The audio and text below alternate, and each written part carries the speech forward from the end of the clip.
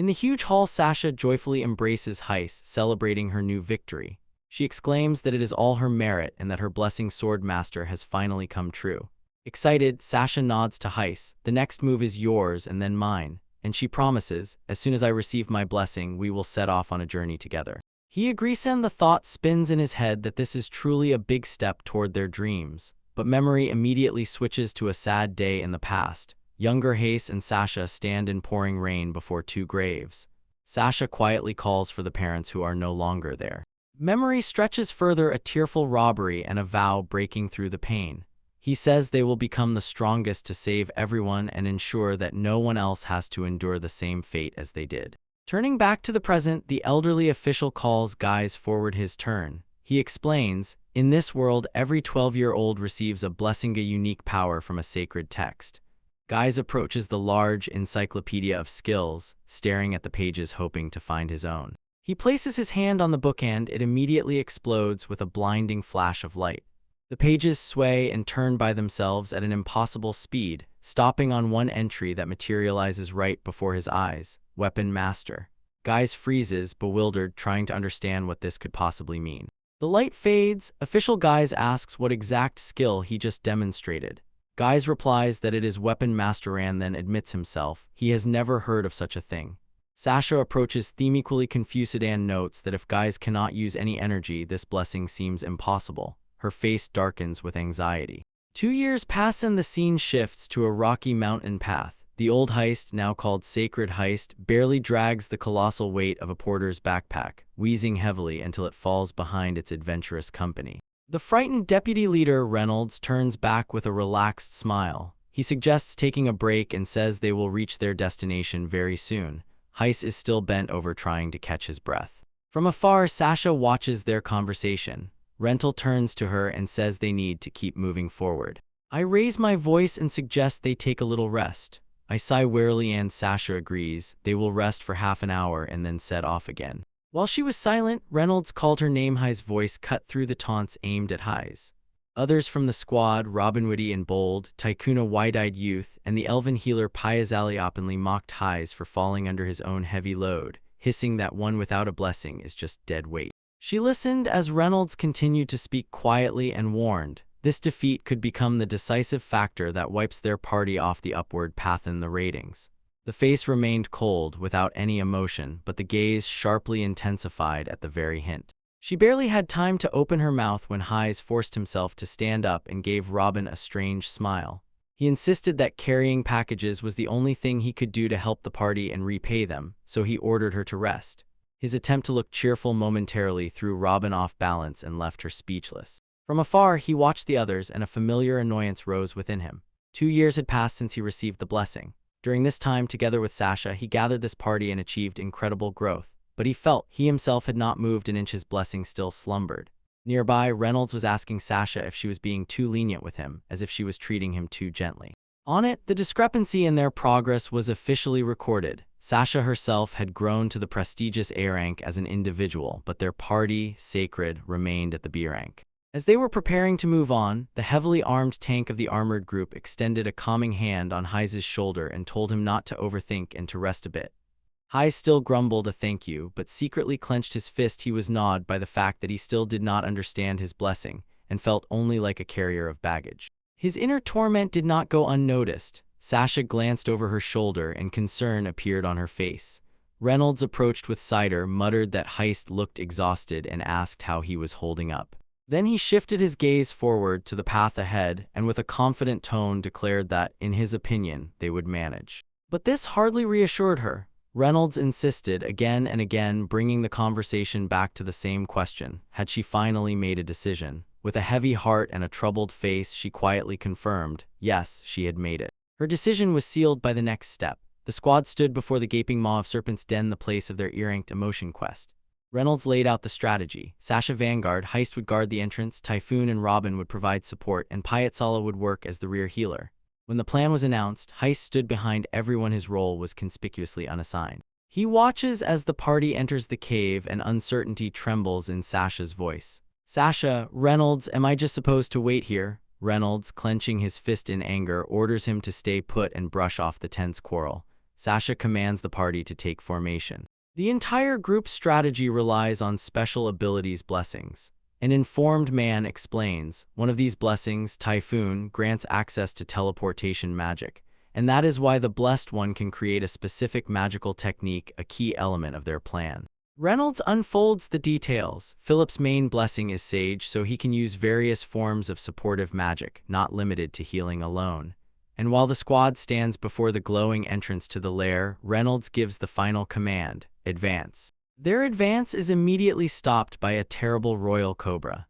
The monstrous snake rushes forward with blinding speed. Its fangs bite into the cave floor with incredible force, and Sasha manages to jump out of the way. Instead of taking a defensive stance, her hand moves quickly and confidently preparing a counterattack. She raises the blade at the beast. Her determination does not waver as she declares that it will die right here. At the entrance, Heiswatch freezes everything around so much that the event captured their gaze. He thinks about how her fencing, seemingly already incredible, rises even higher thanks to her blessing. The final technique flawless in the combination of skill and her enchanted sword. The fight begins. Sasha rises into the air blade high for a devastating strike. This is the blessing of the Sage class, which channels magic through equipment, and she seems to have mastered it down to the smallest detail. The serpent responds with devastating force. Its tail smashes the squad's main shield. The shield is broken. Reynolds bursts into a cry of alarm, and nearby Piazelskovs grumbles that the so-called Sage allowed the monster to break through their defenses. As their main defense disappears, Reynolds' confidence crumbles into panic. "I'm done for," he shouts. Robbery, it only gets worse. The rest of the squad is already swarmed by smaller snakes pressed into a trap. Focused on the desperate fight of his comrades, he does not notice the danger behind. From the shadows, a huge snake suddenly leaps out, its eyes burning with rage. He manages to turn at the last moment and sees the attack, his eyes widening in shock.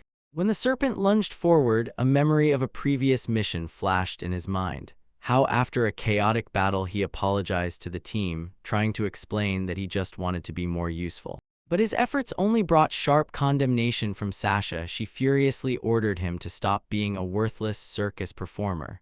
While the rest of the party deliberated on how to gather the loot, he stood alone among the remnants of their fights. He froze, confused, while others consulted, and Piazzala asked about the remaining materials. Sasha waved off the concern, stating that the core of the Serpent Queen was sufficient proof to complete the quest. Under Piazzala's impatient gaze, packing the loot, he came across a thick tome without labels. Saddened by the surprise, he quickly and nervously shoved the book into his bag before she could notice. And then, left alone, he flipped through the pages. They were filled with diagrams of strange weapons called Desert Eagle and unfamiliar symbols, and he was overwhelmed by a strange feeling, incredibly similar to what he experienced that day when he first received his blessing. He tried to bring his discovery to the party, but while everyone gathered and later came closer, it remained on pause with his idea. Reynolds called him by name, and Geist, raising his eyes from the book, was filled with hope as the whole company moved toward his table. Hope shattered instantly. One more moment and he would have managed to say at least one word, but Sasha delivered the verdict so coldly and without chances that there was no air left for him. It was as if he was struck by electricity. Words scrambled everything in his head, and in this complete refusal of reason, he begged Sasha. Had she forgotten the promise they made to each other? Others just as firmly. She turned away, and an unshakable resolve froze on her face. Inside, however, she admitted, no, she had not forgotten.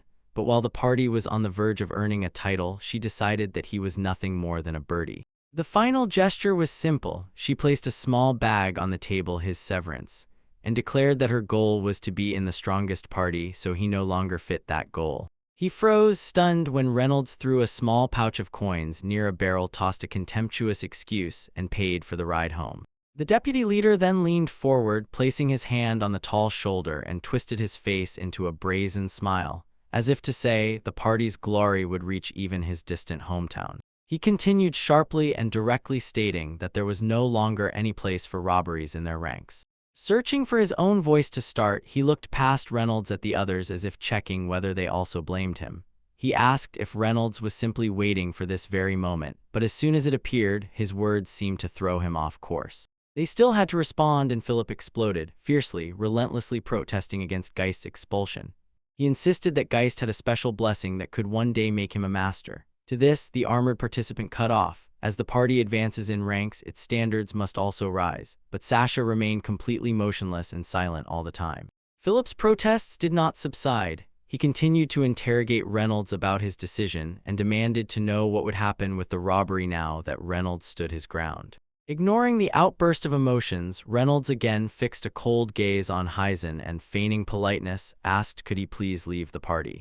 Then he placed the pouch of money on the table and called it a small sign of their affection, but quietly refused Heis from behind, saying he did not need it. Suddenly, Heist's quiet refusal exploded with fury. He sharply turned around and shook the pouch, shouting that they did not need his money. Saying he was leaving immediately, he clenched his fist and swore he would never give up.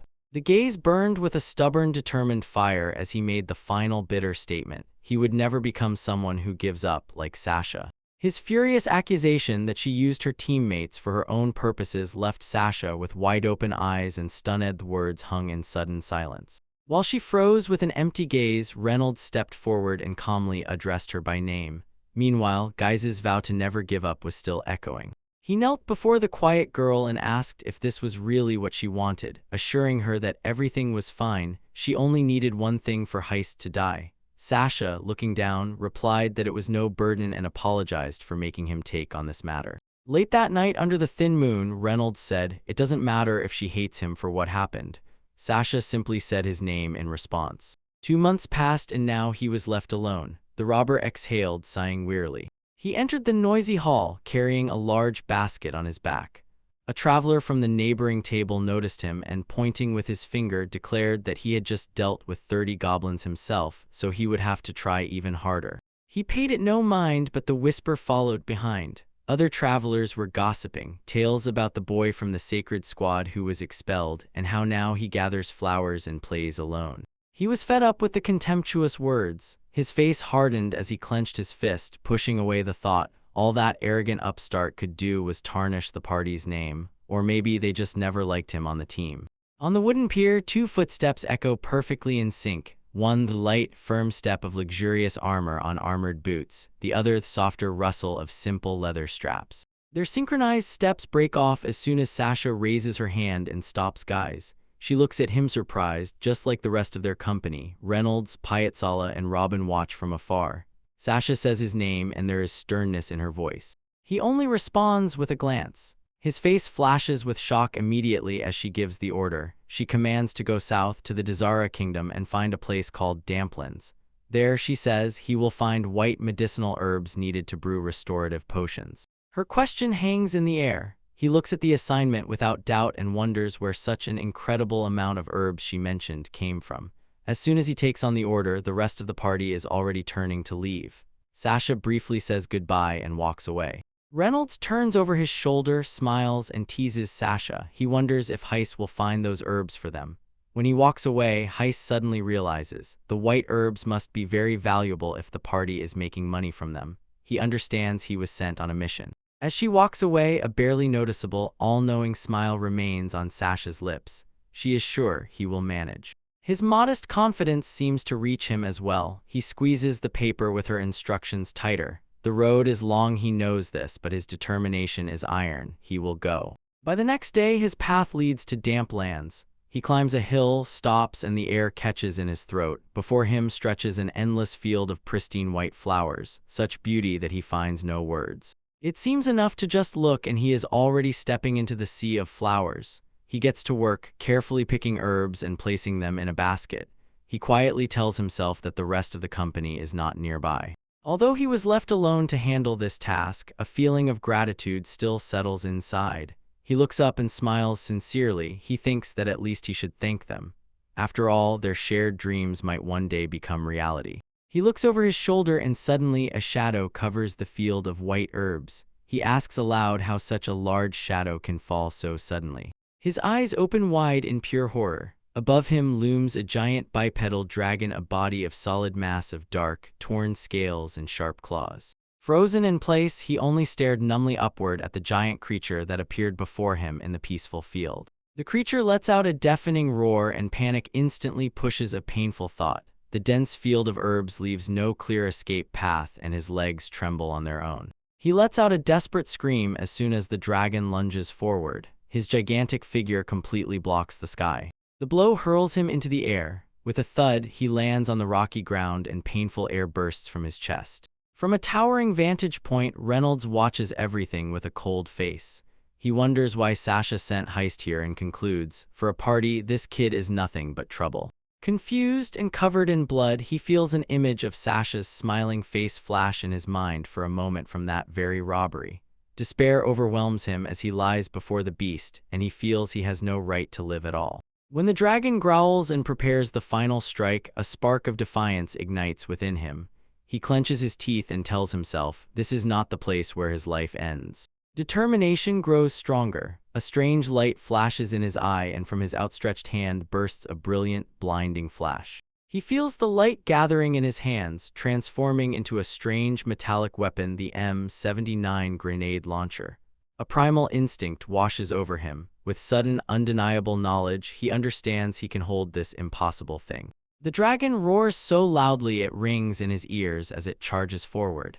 His newly born senses tell him exactly what to do: press the trigger and launch the explosive charge. With renewed resolve, he lifts the heavy weapon, aims, and a single thought cuts through the fear: I can do this. As the beast rushes forward, everything becomes sharply clear. He presses his finger on the trigger. A single projectile bursts forth and flies straight into the dragon's throat.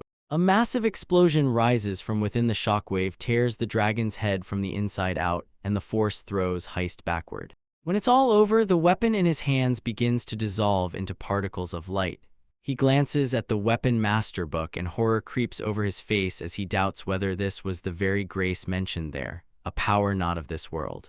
Adrenaline fades, and the feeling of rescue overwhelms him completely. He falls to his knees, sobbing from relief and fear, but this sound very quickly turns into wild, unrestrained laughter. In a broken state, a memory emerges. Sasha's face smiles gently, painfully, when she condemns him and calls him a horror. The memory cuts through the hysteria, casting it away, and leaves only cold, burning rage. He grabs his face, eyes wide open from the pain of betrayal, and solemnly swears, I will never forget.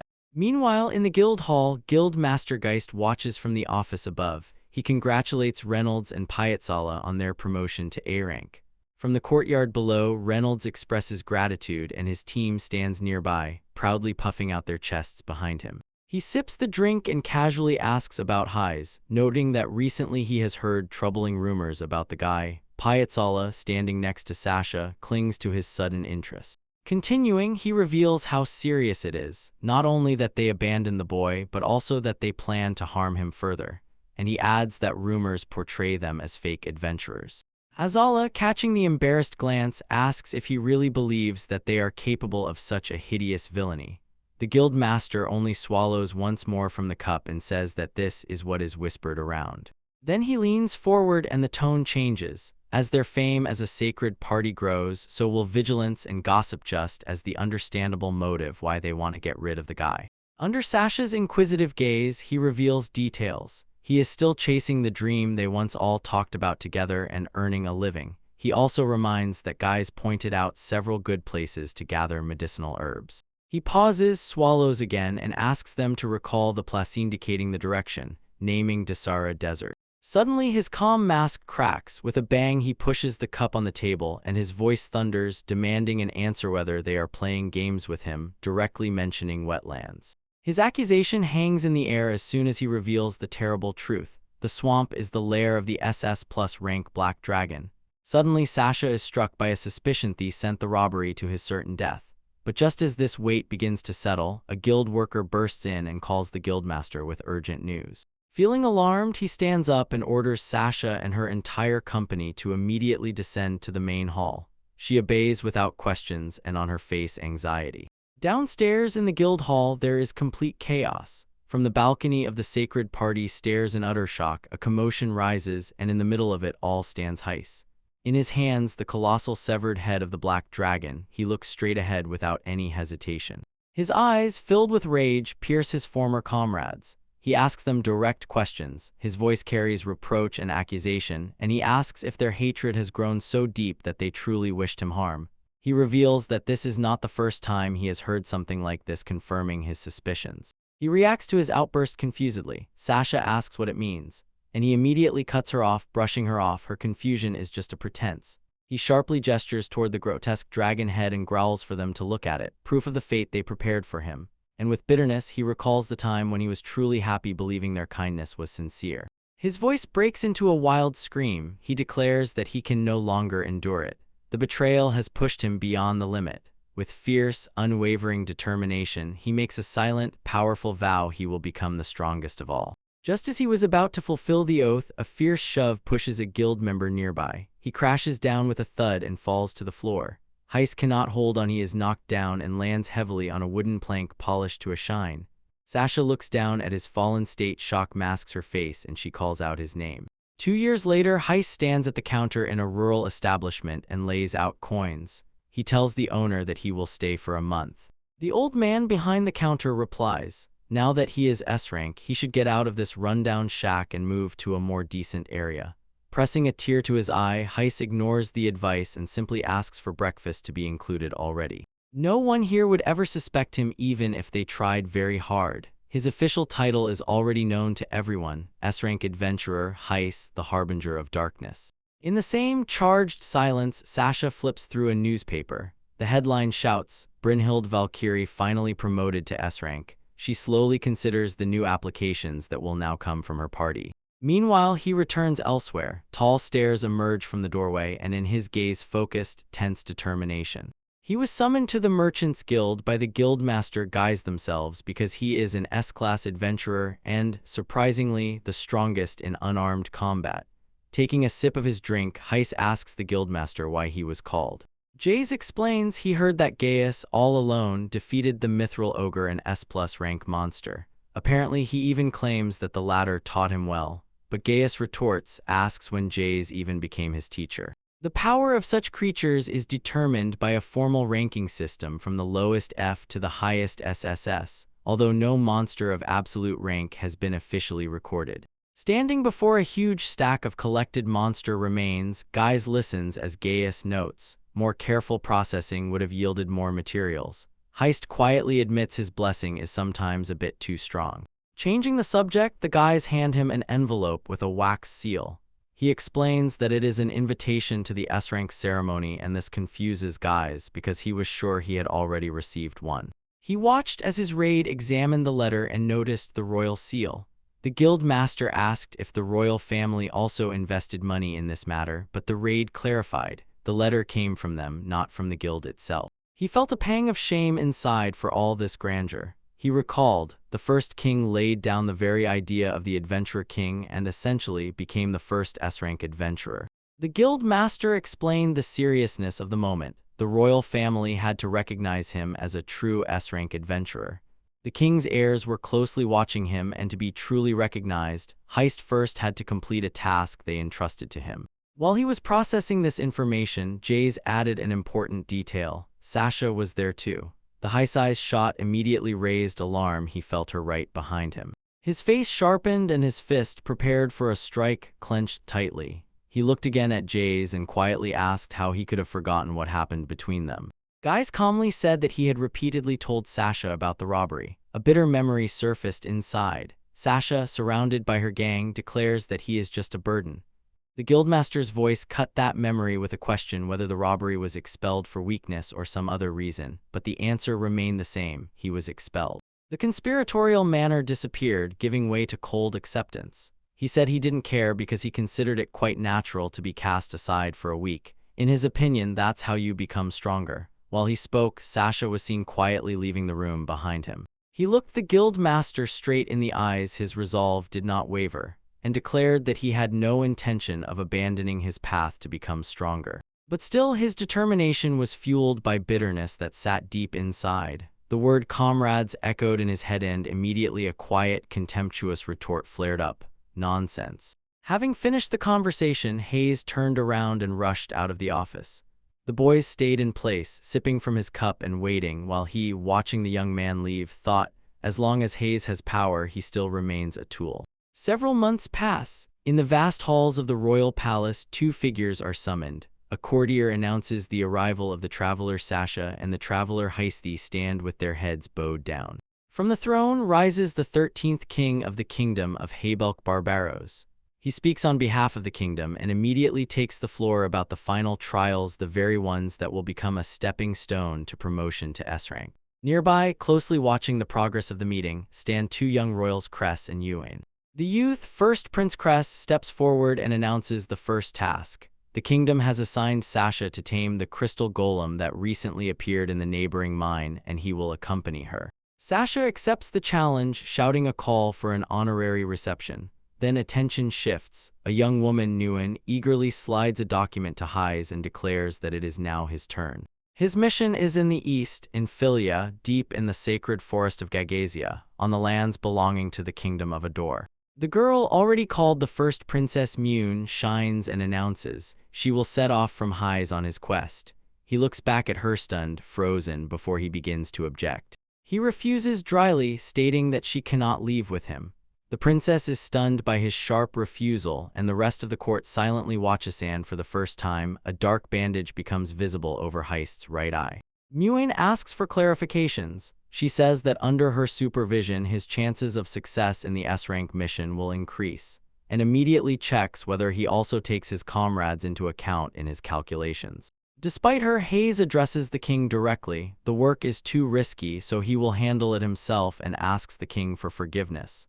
Sasha watches him. Anxiety is reflected in her gaze. King Barbaros does not have time to take offense. He is overcome by loud laughter. His whole body shakes with laughter, and this suddenly puts his closest entourage on edge. The laughter subsides, and his gaze becomes firm. He turns to the young traveler and says, "Despite the unprecedented nature of this situation, the duty of the royal house is to witness how those who overcome the dangers lurking for travelers grow." And he adds frankly he has heard many tales of thefts and raiding exploits, then about how he completes SRAN orders and that he always fights alone. Before the king can finish speaking, Princess Mune interrupts the conversation and begs her father, but the king immediately stops her, stating that he will make an exception in this case. The princess puffs her cheeks in annoyance and with a muffled sigh admits, no matter how much she wants to, she will not go with him anyway. When all questions are exhausted, King Barbaros decisively clasps his hands together and officially announces, "In the ceremonial presence, everyone is bound." After the official part of the court, everything flows into a more relaxed format. Servants begin bringing out trays with food for a simple banquet. During the banquet, King Barbaros raises a glass to Master Jays, laughing heartily. He praises the incredible audacity of Heist, and Jays only painfully nods in response. Later, the king notices men peering from a large arched window at Jays. He stands alone in the courtyard below. The king admits that he should have warned the guild leader earlier, but honestly confesses he had no idea the boy had so much courage. Inside, at one of the banquet tables, the atmosphere is even more awkward. Princess Min, undeterred, tries to feed Sasha, while Reynolds, Philip, and Piazzala just watch. She clasps her hands together and begs Sasha to allow her to accompany the party on their mission. As if answering his silent question, the princess calls herself Mune and declares that she does not intend to give up on this request. At such an unexpected turn of events, Renal objects that the king is not allowed to do so. Piazzala grumbles under her breath, annoyed that their first trip together is falling apart, and Sasha just watches, a little confused. Mevin's face lights up with pure joy. She suddenly realizes her request has been accepted. She sincerely thanks Sasha, calling her dear Sasha, and says it is an honor. Meanwhile, Geist watches everything and thinks the princess is something incredible, while Prince Cress simply and matter-of-factly tells her, "Call him Cress." Later, the same extended party moves through the sun, breaking through the leaves in the forest. Then the focus shifts entirely to his large likeness and to how a quiet, unbreakable determination burns in him to follow the path he walks. When night falls on the earth, he stands alone under the crescent moon, and above his head the boundless starry sky. He clenches his glove into a fist, a silent sign of determination before the start of his solitary trial. His thoughts are interrupted by a familiar voice. Kiss turns around and sees the guild master Guys approaching him with a glass in hand and a worried expression on his face. The guild mentor gently reproaches him. His refusal of the royal escort is disrespect to the king, and because of this Guys had so much trouble. Guys can only laugh awkwardly and apologize. Guys says that his restraint softens when he touzles the boy's hair after the escape. He advises being polite and adds, he is lucky that the king is generous. Then he reminds Hist, if he goes alone, no one will save him. His face hardens again. Hildemeister looks straight into his eyes and asks what he will do next. The Geist does not respond. With Wordchi's thoughts pause on his own situation. He has just received the sage's testament, but has not yet managed to finish reading and fully interpret the ancient book in his hands. He clenches his fist. His determination grows stronger. From Guild Master Geist he receives a final warning, to be careful. Briefly saying goodbye, the young traveler turns and walks away in the dim light of the crescent moon. Behind him on the road rises the formidable silhouette of the guild Gaitan. The heavy doors slam shut with a dull thud. His lonely figure passes through the heavy stone gates and heads into the night. He barely manages to get far when a familiar voice calls his name abruptly and urgently. He stops and turns sharply. Sasha is standing in the passage, her face wearing a stern expression. She asks to talk for at least a minute, but he immediately withdraws, asking if there is anything to talk about at all. Staring blankly to the side, Sasha quietly apologizes. He brushes off her apology with a wave. He grumbles for her to stop this nonsense and again turns his back to her. His composure finally cracks. He spins around sharply and his voice tears out with rage. He throws her a demand why she suddenly is so polite and apologetic, fiercely points to the bandage covering her left eye, shouts that she didn't care when he lost his eye, and bitterly questions whether she is trying to absolve herself of guilt after 2 long years. When he wildly cuts off again, Sasha fusses after him and calls his name. She tries to catch the conversation about flowers, but her phrase breaks off mid-word. Her words immediately pull thoughts back to the commission they performed together to that task, which obviously ended in disaster. He cuts off the phrase and sarcasm cuts through his voice. He demands to know what she is apologizing for at all, accuses her and others of never feeling guilt. Sasha freezes speechless because she simply cannot find an answer. He looks at her with cold, painful eyes and cuts off, saying that she has no soul. This accusation hits Sasha right in the heart. Her eyes widen from shock and then tears creep up as she quietly whispers his name. He sharply and finally turns away, and this movement knocks her off her feet. Sasha, stunned by his sudden refusal, reaches out and grabs empty air where he just stood. While rain begins to fall around them, she manages to catch his hand. Her voice trembles. She apologizes and admits that she was panicked then and truly believed that his leaving the party was the right decision. Her face softens with a hopeful smile and she looks at him pleadingly. She says she wants him to finally understand and reminds him of the time when she promised, if he just stayed safe, she would make their shared dreams a reality. Her pleading only fuels his anger. He tears his hand from her grip, coldly dismisses her words as nonsense, and mocks with a question whether those were just empty promises she made up herself. He declares that from now on he will become strong as his heart tells him, forging his own path, and those bitter words hit Sasha so hard that a single tear cuts a trail down her cheek, mixing with the rain. His voice jumps with anger as he continues to interrogate. What noble reason could have made her drive him away? He sums up that her decision ultimately swept away everything they once dreamed of together. Having spoken the line, he orders her to continue making efforts to become the strongest party. Disdainfully, he adds, even if he were strong, he would never have driven out the weak as she did. When he leaves, Sasha freezes in place and watches him go. He freezes once more back to Harem and solemnly declares that his life is completely ruined. Everything has fallen apart and can no longer be restored. Having given the final warning that he will no longer rely on her for anything, he walks away into the downpour, leaving Sasha alone in the city square. Among the rarest medicinal herbs in the world is the one known as Eternal Moon Fame. Its properties are described by an open book, and the plant itself gently blooms under the light of the full moon. According to legend, this herb, which is almost impossible to find, grows only on the summit of Mount Gagazia Peak, hidden deep in the forests of the Kingdom of Egdor. Inside the room, Hai sits and examines his own equipment. His thoughts focus on dragon scales, armor that is actually just the shed skin of a dragon. Next is the Haplon Circlet, a magical box item with limited storage, and also the grimoire. He has only a few pages of it. His preparations seem complete. He runs to the Merchants Guild and places his S-rank adventurer card on the reception counter for verification. Guild employee meets him with a smile and says that the Guildmaster Geist is currently talking to Sasha, so he needs to wait.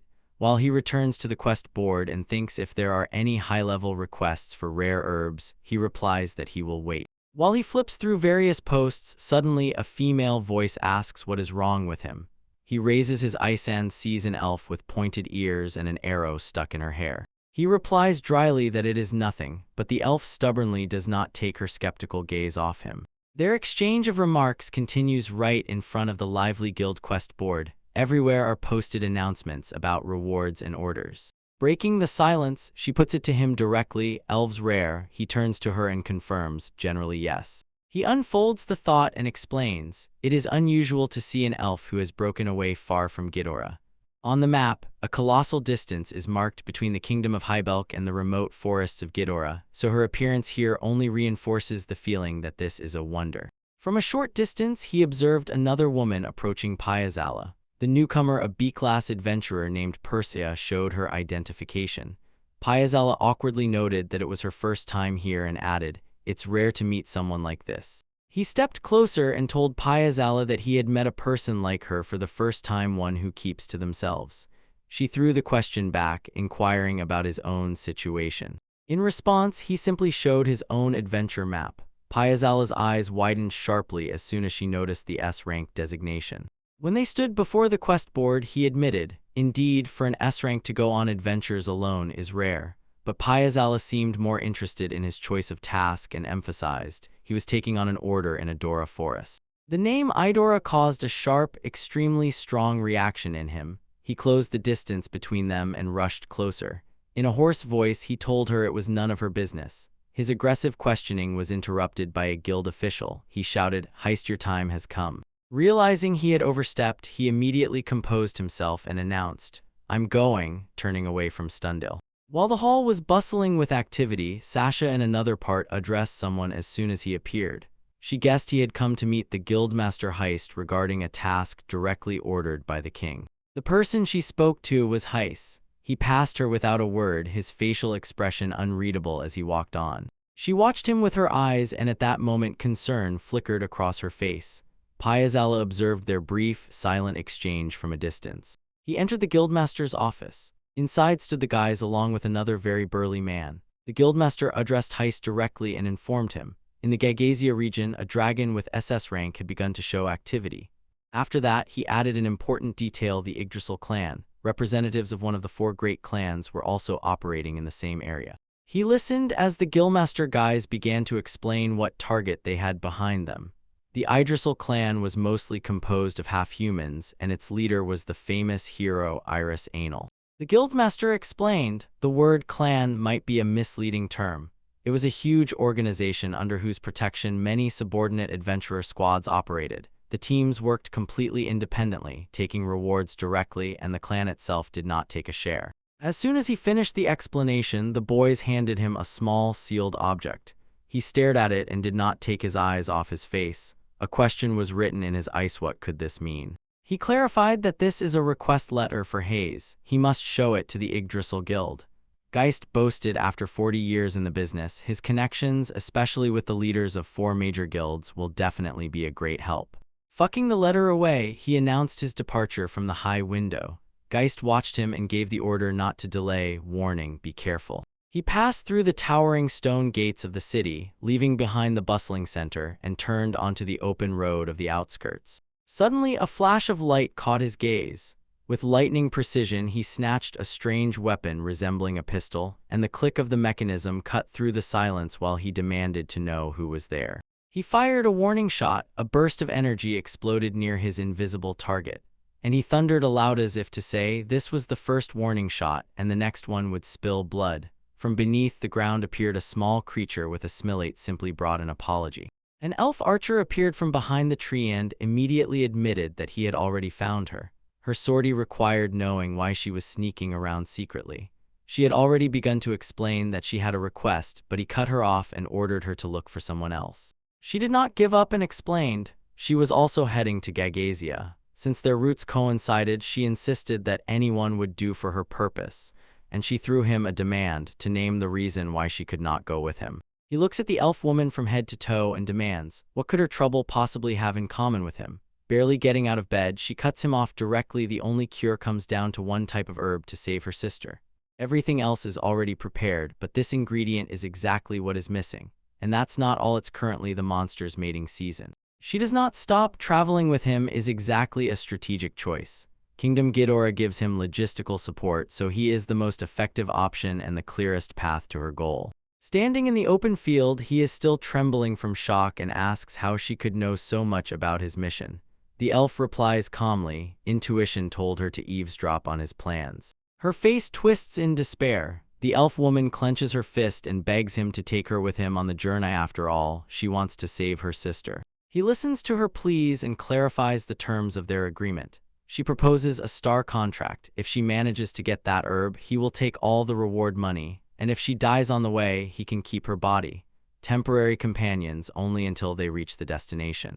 Her gaze does not tremble and her expression is frozen cold determination to win no matter what price it hits her with. It seems he finally gives in and agrees they will travel together. But as soon as the consent leaves his lips, he raises his hand and she bursts with energy, immediately setting her strict condition, uttering only one chilling word: get lost. He lays out his grim rules. She must live and die only by her own strength. And he immediately makes it clear there is no place between them for either friendship or companionship. He nods with a term, turns his back and walks away. Having taken a few steps, he stops, turns around and calls the name Procea. She raises her gaze and a barely perceptible smile trembles on her lips as she confirms, yes, that is her name. In response, she checks his name highs. Their journey begins, and in the forest there is a dull crackling so loud it rings in the ears. Nearby, a goblin screams wildly. His head seems to be torn apart by an invisible force and he falls silently. The source of the explosion is revealed. In the robber's hands is a strange metal weapon. Perseus freezes, staring at it, and mutters that it seems to be cursed. She explains it is his own divine blessing that allows him to see what ordinary people do not notice. Then she shifts her gaze to the tiny winged companion hovering nearby, the embodiment of blessedness itself. The fairy confirms that is why Procea can feel it. Elfie thinks this explains her enhanced knowledge, yet she still cannot see anything unusual in Hyes himself. But he, despite everything, is stuck in his own thoughts. Her questions touched on exactly that. A tired sigh escapes. His unique skill, Weapon Master, allows him to use weapons from another world, but he himself has no idea what that really means. His mastery unfolds a strange arsenal: M79 grenade launcher, Winchester 1873, Benelli Nova, and Desert Eagle. Although he has many ammunition, the full extent of his power is still locked. He insists that only he can control these weapons. When Priscilla reaches out to touch his huge backpack, it dissipates at her touch. Having made sure they have traveled enough, Heist declares they will camp for the night. He quickly sets up camp in the clearing, unexpectedly well equipped, and while cooking over the fire in a cauldron, watches with admiration as everything turns out, noting the quality and uniqueness of his supplies. Cooking is finished. He brings her a tray with a hearty sandwich and a bowl of soup.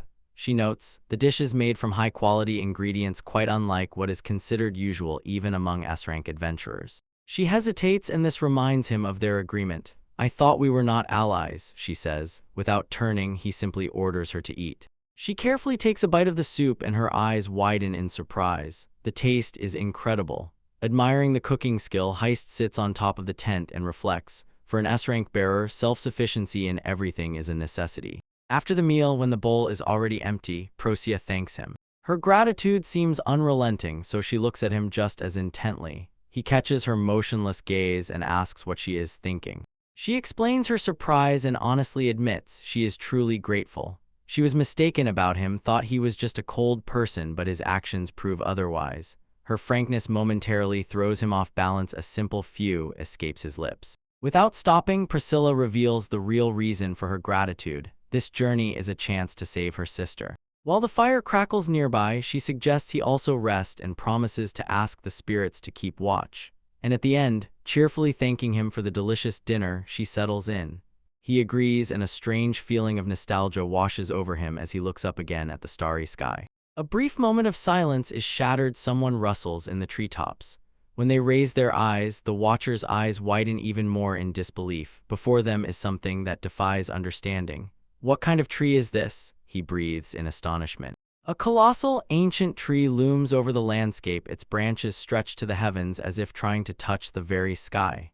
This is a great tree, the symbol of the guild and the foundation of the Yggdrasil clan. Christia reverently tells about its origin. They say one of the four sages, a guide named Ibis, used his own colossal power to bring the great tree into existence. This discovery immediately pushes to a fundamental question. What are the four great clans? The answer lies in their origins. Each clan is tied to its own kingdom, and thus the main power structure of the world is formed. Ultimately, these four mighty clans of the world are on display. Yggdrasil Elf Clan. To the north lies the domain of the Holy Knights Seyfried, an elite order that accepts only members with a blessed craft. To the south, gigantic dungeon of the world under the leadership of the Dwarf Clan, the Stone Monarchs. And to the west, the Red Capital, known as the best entertainment district in the world. When Hyzenprasia reached the main gates of the kingdom of Ghidorah, carved at the foot of a giant tree, they are stopped by an elf guard who shows a royal charter and explains that the king's family has entrusted him to go to Gagazia Mountain, so now their identification documents are needed to proceed further. As soon as he considers this request, his face hardens and his gaze does not waver. The elf clarifies that the request concerns not only their words but also the young woman standing nearby. She half remains hidden behind his back, peeking out from under the folds of her own cloak. Hayes quietly asks what she is doing, and she whispers for him not to pay attention to her. The robbery shows the guard a letter of introduction from the Merchant Guild and a coin proof of passage permission.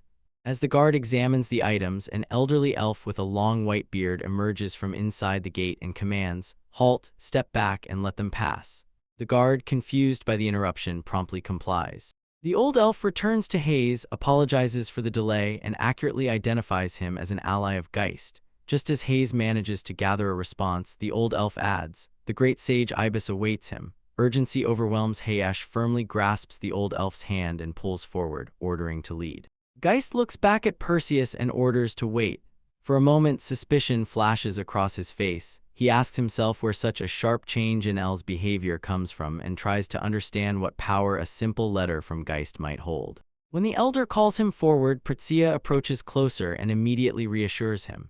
She says that the great sage Ibis has power that far surpasses even the power of the royal family Ghidorah, so he should not worry. And at these words, Hayes freezes for a moment, stunned. He follows the elder deeper into the woods until they stop in front of a large mechanism with gates embedded in the wood. Confused, Hayes asks what it is. Calmly, the elder explains, this device is called an elevator. The platform rises smoothly, a faint bell signals the stop. When the gates slide open, a sprawling settlement is revealed high in the branches of a giant tree. The elder announces that they have arrived. Before them stretches a long, sun-dappled staircase to the majestic sanctuary. The elder gestures towards it and calls the structure the temple of the great sage Ibis, the sacred dwelling of the ruler of Yggdrasil. With a sharp ringing sound, the decorated sliding doors slide open and unfold. They reveal a huge hall where Heist and his elderly elven guides step in one after another. Before them, on a raised platform, stands a single figure with long light hair. The figure slightly turns their head, presses a pipe to their lips, and gives a simple greeting. She sharply turns and reveals herself an elf with Heist, Ibis, the leader of the Yggdrasil clan. With a light smile, she addresses Heist directly, calling him the apprentice of Old Man Geist. Heist raises his gaze, stunned by her appearance and by how she knows about his connection. She raises a letter confirming that she has read the message from Geist and explains the old man wants her to help Heist. Then she bursts out laughing and says, although the request is unexpected, she must accept it out of kindness. And when Heist stands silently, she leans forward, sniffs, and notes that he smells pleasantly of divine medicine. Her playful manner changes. She leans closer and her gaze becomes more serious. She precisely identifies the smell of gunpowder on him. Heist noticeably flinches and asks how she could have known about this at all. Ibis replies briefly that she once knew someone like him just as she steps back. Seizing the chance, Heist shows a mysterious book he carries with him and asks the clan leader if she has any information or clues about it. Ibis takes the book, her gaze slides over its cover. Recognition appears on her face and she quietly mutters about a strange coincidence. Seeing this, Heist presses her, forcing her to confirm that she really knows what it is. She nods yes, she knows. Looking down at the open pages, Ibis reveals the identity of the book. She says, "This is the diary of Nobunaga." She lifts her gaze from the diary and the concentration on her face immediately changes to surprise. Turning the pages, she asks Heist who he is and suggests that he is probably from another world. She utters, "world," and thinks to herself how someone from another world can read the symbols in this book. Heist confirms that he can read only a little. Ibis returns the book to him, noting that she does not know the name of the blessing that allows him to do so.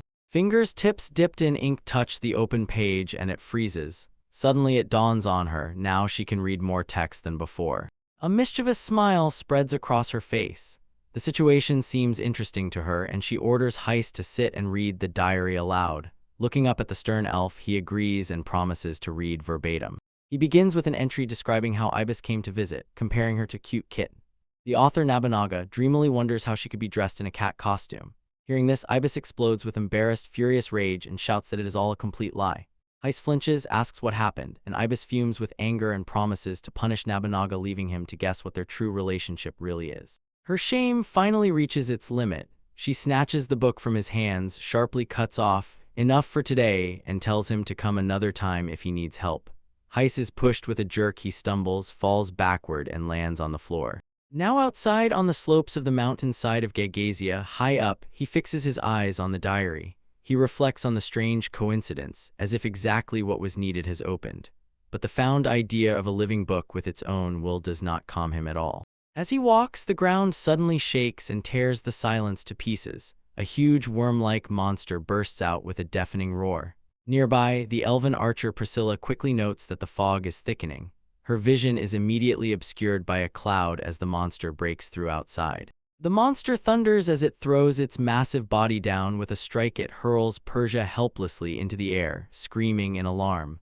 Heist, watching as his companion is thrown aside, clicks his tongue in frustration. He instantly rushes into attack and flies straight at the monster. His gauntlet flashes and he unleashes a barrage of fast, devastating shots. The explosive force strikes the creature's skin. His attack hit without a miss. He felled the colossal worm. When the giant body slammed to the ground with a crash, Praja froze in stunned silence. The danger vanished right before her eyes. The creature's face twitched, then began to dissolve into nothingness. Glancing at the dim magical pattern on his gauntlet, he warned her to be careful and suggested that the monster might have been hunting for sin. She turned to him, confusion and gratitude in her eyes. She asked why he saved her, even though they were not teammates. He looked away and said dryly, "Her goal is to heal her sister." Then he explained he has no duty to help, but her goal is the same as that girl's. After that, he awkwardly thanked Percy for the useful advice she gave him during their journey. His stern expression changed to a soft, understanding smile. Disregarding his reasoning as if it were trivial, she simply thanked him. Her sincere gratitude completely confused him and caused a frightened outburst. Continuing on their way, Priscilla nodded at the distant silhouette against the moon and whispered that the dragon had gone hunting. She suggested they not delay, quickly run ahead and take what they came for. He got carried away. He nervously urged her on, hurrying to grab the item faster and return immediately. He began questioning who would dare to underestimate a dragon on his own territory, muttering that something is clearly wrong. Priscilla sharply replied, "Her work will be duly rewarded." The anxiety was confirmed instantly as the ground rumbled beneath their feet. Even more hideous worm-like monsters burst around them. He clenched his teeth in anger, recognizing a familiar threat. Priscilla, despite the new pack of monsters, rushed forward. Her attention was impeccable. She reached the destination, a small clearing, and in her hand a small bottle. She looked around convulsively, and hope melted with every moment, turning into panic. There was nothing. Just as she forced herself to quicken her pace, an epiphany struck. Where the needed item was supposed to lie, it was no longer there. In despair, she sinks to her knees and sobs, repeating that not a single leaf remains. Above her, Ibis stands coldly, questioning where Vin Noyat Dan has gone. Tears blur Persia's eyes, and all she can do is apologize to her sister while Heist lies nearby unconscious. Their moment of despair is shattered by a deafening roar that shakes the ground. A gigantic beast steps onto the stage. A monster of SS+ rank, known as the Tandai Longind, its massive jaws open to full power. Persia's face distorts with pure horror as she lifts her gaze to the new, overwhelming threat. The elven archer Pricea holds her position against the monster, a giant toad. The beast lets out a hoarse roar, opening its mouth all the way to the cave itself, and she stands motionless, looking it straight in the ice with grim determination. She believes she will get a chance to break free if she manages to hit with a powerful enough shot. She draws the bowstring. Near the tip of the arrow, a vortex of magical energy swirls as she aims. The enchanted arrow flies unerringly and hits the animal right in the head. A dull thud. To her shock, the beast barely twitches. Persia freezes in disbelief, realizing her attack was completely useless against its strong hide. In response to the feeble attack, the giant frog lets out a deafening, guttural roar. The earth shakes as if pulled from its roots. Perseus shudders with the rumble, confidence shatters, and a scream of fear escapes his lips. The monster's long, sticky tongue whips forward with inhuman speed. Before she can gather her thoughts, the tongue tightly wraps around her waist and effortlessly tosses her into the air. With a brutal thud, the creature slams her to the ground. The blow is devastating. The monster roars with triumph and its tongue continues to pull her, not letting her get up. Suddenly, a voice cuts through the chaos. Prasiastal Trapid raises her gaze. His left eye is blackening, blood flows from it, and he breathes heavily and unevenly. Shocked, she asks why he is here. He does not answer but shouts for her to retreat while he prepares to fight. He raises the firearm and unleashes a lightning-fast burst of shots. The bullet holes hiss and ricochet off the monster's tough hide, finding no fold or weakness in it. He grits his teeth in fierce helplessness and realizes the current firepower is not enough even for a scratch. Without stopping, Hayest quickly hid the smaller weapon and drew a much larger double-barreled pistol. Its barrels were wide open. He definitely loaded a small glowing ampule into the gunsmith's chamber. A twistan then aimed the reinforced pistol forward, preparing to shoot much more powerfully. Perseus pulled the trigger, and a deafening explosion shattered the night silence. The enhanced shell whirled out of the barrel and hit the giant toad right in the head. The blow shook the beast. It shuddered and fell to the ground, lifeless. Hayest exhaled with relief. He turned to Perse and asked if she was okay. Shocked, she could only quietly nod yes, still unable to believe that he had so easily defeated the dragon-like creature. Her first shock was overshadowed by doubt. Perseus looked at him, and care trembled in her voice. She asked why he was here and reminded him that he was supposed to return immediately after gathering herbs. While he was silent, suddenly it clicked in her head. He rushed back only to save her. Her face softened, her cheeks flushed with a blush, but as soon as her gaze slid past him to the landscape, she noticed that the flowers were shining, even though they were not supposed to bloom during the day. The robber followed her gaze, pondering what was happening here. Attention focused on a certain type of flower, Vin Noyat Dan. While they watched, the petals began to wither and fall, and the light faded right before their eyes. Priscilla immediately understood everything. Dragon blood, it makes them wither. She whispered through shock, looking at the devastated field completely covered with ruin. Urgency overwhelmed her completely. She turned to Heist, said there was very little time left, and pointed towards a certain area at a distance. She was running through the field in panic, tearing flowers. She hurriedly slowed down on the go, and suddenly a bright beam flashed in the distance, a sign of the battle that was about to ignite. She quickly grabbed the pouch from her hip. With great care, she placed a delicate flower inside a glass jar which shimmered like a flame in the darkness. Then she tightly screwed the lid on so that the glow would be preserved. Again focusing on the present, she turned back to the robbery and extended the jar with the seal. With a radiant smile, she said, "The dragon has already been defeated," and added that this is his reward for his efforts. She insists that he accept the gift and warns what is needed will have to be sought somewhere else. Heist remains silent, tightly clutching the glowing jar. In his gaze, confusion flashes, then anxiety rises as he watches her walk away. Before he can respond, the silence is cut by a voice shouting from the foot of the mountain. A young elf man rushes forward, panic on his face, calling for Princess Pricea. He catches up with their group and immediately grabs High's shoulder. His voice contains both incredible relief and reproach. He explains how everyone was worried. The princess disappeared without a trace, leaving only a small note behind. His gaze sharpens. He scrutinizes Heist as if searching for an answer whether he is really an S-class adventurer and whether he accompanied the princess on her journey to Gagasia. Coldly and focused, Heist confirms, yes, it was him. He remains silent while the servant reveals the truth about the princess. Priscilla is the heir of Queen Elizara, princess of the Kingdom of Deepwood from Idora. The servant clarifies why she set out on the journey, and his face hardens as if suspicion has finally become fact. A hinting phrase from Perseus instantly gets her up. She sharply turns to Heist, demanding an answer whether he expected her to abandon her sister and simply let her die. The servant averts his eyes and mutters, "Maybe it is just fate, even the sacred mountain Gagasian cannot help her." Perseus clenches her fist and determination hardens like a blade. The courtier presses further, urging her to return with them to discuss the issue of her succession to the throne. Since the conversation has already shifted towards the royal matter, Heist decides it is time to move. Friendly, almost silently, he pats Priscilla on the shoulder, says goodbye, and turns to leave while she remains, stunned and frozen, watching him go.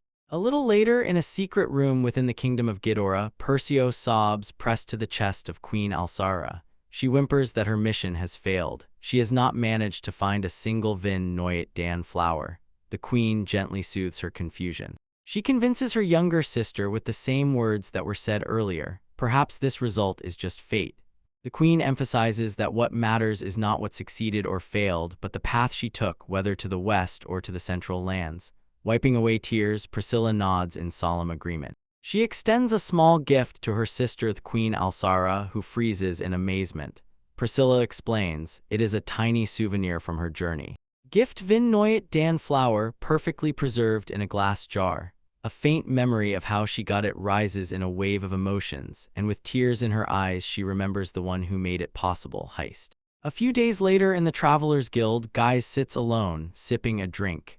The official clerk behind the counter throws in his face, he has failed another assignment again. The man continued, not hiding his distrust. Guy's not only failed the simple escort of the princess, he also refused to accept any payment for his troubles. Changing the subject, the guild official gives him a new task. He says that a new dungeon has been discovered, so it needs to be investigated, and hands Geist an official petition. Just as he turns to leave, a familiar voice calls Geist by name. Hai freezes in place, stunned, because Princess Prasia stands in the doorway with a bright, joyful smile. Her presence is a silent testimony of success. Thanks to the medicine made from the flower, Queen Alzura has recovered enough to resume her duties. Prasia is sincerely grateful to him. Turning back to the present, Hai casts a tired glance at her and asks what she wants from him now. She explains, as soon as the queen was cured, she was allowed to continue traveling, and now she wants to thank him for all his help. With all of Ernest's determination, she offers to become his companion, ready to catch him at any moment he might need it. Such a proposal confuses Hayes. He instinctively retreats and categorically rejects the idea. But his sharp refusal seems not to embarrass the elven princess at all. A barely audible, gentle, truly knowing chuckle escapes her as she watches him, in her gaze more playful stubbornness than disappointment. When he, turning his back, begins to walk away, his footsteps quietly echo. She calls once more on last time, pleading, if nothing can be changed, then at least let him come to her from this place. Her words triggered a memory, the very same one he had just gathered a few days ago. He remembered walking through the city streets. The party had just assembled, and Prosia cheerfully pointed nearby to a nice tavern. Then he fell silent, lost in his own thoughts. He remembers the faces of all his companions from that day. Sasha, Reynolds, Robin, Piazzala, Typhoon, Prince Cress, and Princess Mewing. They were united and decided to forge steel for the trial ahead, to conquer the royal family's trial and defeat Crystal Golden. At the entrance to the mining zone, Sasha, focused and determined, gazes into the dark passage. She weighs the need for a strong, coordinated attack and decides, before moving further, the group needs to review the strategy. For this reason, Prince Cress steps forward and lays out the plan. He explains that they will start by using his duplicative ability gesturing to show two identical Sashas standing ready.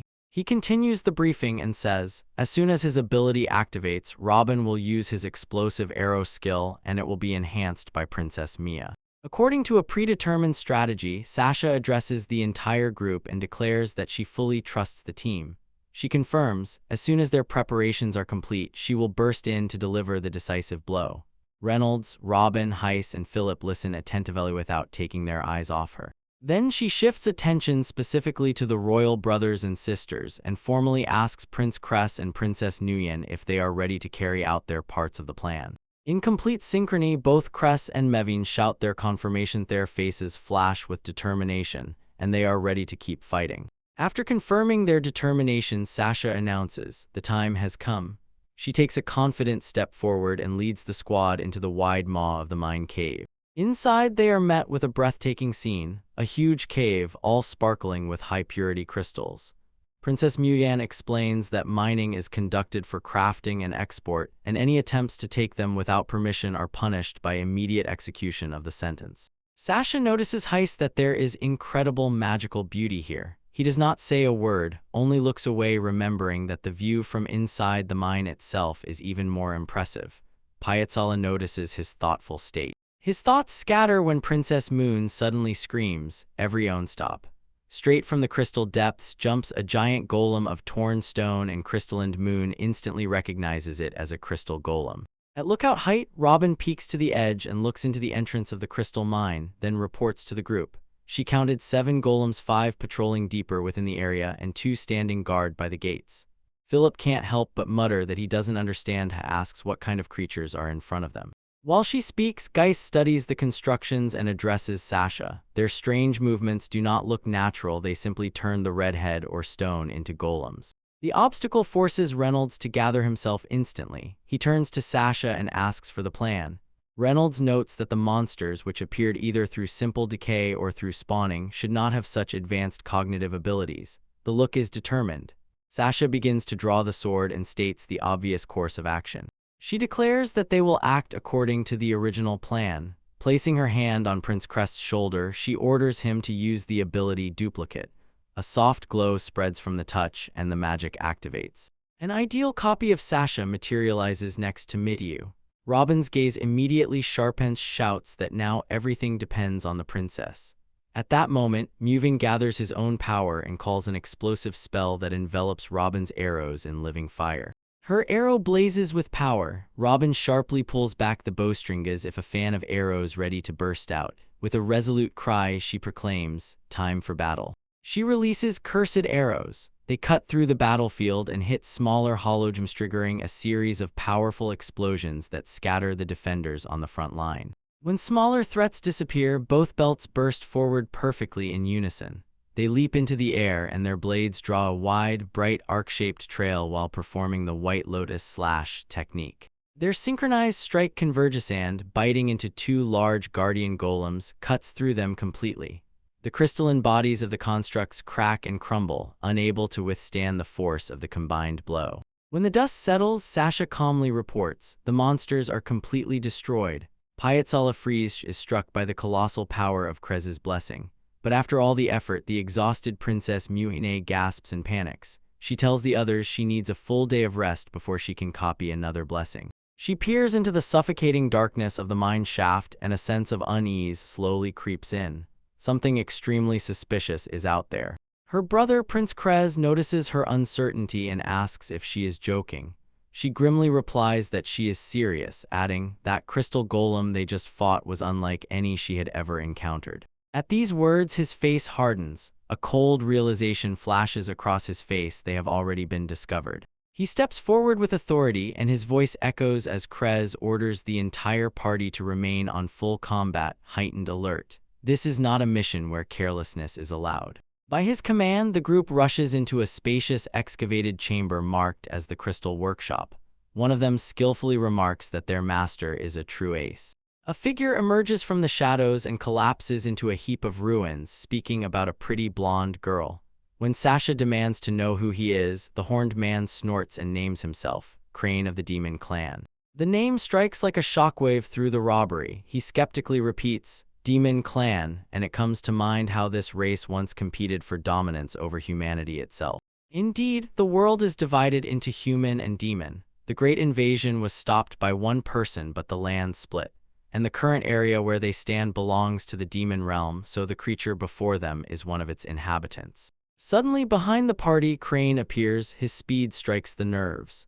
He mocks and asks how they managed to cross between worlds as if by an impossible trick, then quite casually inquires how the Demon King is feeling. His sudden appearance and eerie words immediately trigger anxious robberies. He turns to Sasha, voice tense, insists they must retreat immediately. Sasha glances back and freezes from the shocking, terrible turn of events. A historical reconstruction reveals the immense scale of ancient wars. An old map shows a great slaughter where thousands of soldiers once stood at the end of life against a wave of mighty demons, each one a formidable threat in itself. In the present time, the demon Crane indifferently steps away from the fallen robbery and snorts with laughter. Mockingly boasts about the robbery's stubbornness and declares that this time he will spare it, while the robbery slowly rises to its feet. Holding a shining crystal object he pulled from the workshop, Sasha catches it in midair. Her voice cuts through the air with suspicion. She demands to know what he intends to do with it, but he only replies that his work is already done. He continues, cutting off their chatter. It's already exhausting. He says, if they want to praise him, they should do it with more enthusiasm. A contemptuous breeze rustles through Sasha's hair as he speaks. He bursts into loud laughter as soon as he catches their official address that I use. He advises speaking more simply, saying it would be more appropriate. His friendliness sharply cuts the tension hanging in the air. His laughter is cut off by a flash. Next to it appears Sasha, a sword in hand and power burning within it. Crane's eyes widen. He senses her deadly intent and cannot comprehend how exactly it just happened. Her sudden strike sends a shockwave through all her companions. The tall girkotshouts her name and an alarm sounds as Reynolds tries to understand why she despises the rules. Unwavering, Sasha declares she will destroy the person who caused chaos in the kingdom of Hybelk. Piazala immediately stands ready and confirms the mining permit has already been revoked. During the confrontation, the party is hit by a wave of power-the cast enhancement magic. Crane only smiles crookedly. Finally, everything has moved from a dead point. With a light flick of his finger, he summons a swirling whirlwind and pushes it straight at Heist. He snorts disgustedly at their preparations, unimpressed by the 3 enhancement spells. The wind lashes at Heist and throws him against the cave wall. When Sasha calls out his name, she looks at Crane with fierce anger, then coldly, without a trace of hesitation, throws him away like trash. Then he vanishes and instantly appears before Sasha, holding his fist ready. Technique, you say? He mocks, slashing the air with a furious hand. The strike is wrapped in wind. Reynolds only manages to shout a desperate warning as the fist is about to hit. She came face to face with the demon. Crane loomed over her, grinning mockingly. He taunted her, asking if she was scared now, while his power whipped shards through the air like a whip. He declared that he was a force of destruction, not some ordinary fan, to cool her down.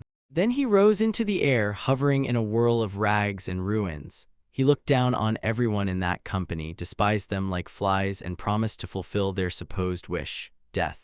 She stood firm, not moving from her spot. Sasha admitted Crane is a strong demon, but said that strength is not everything.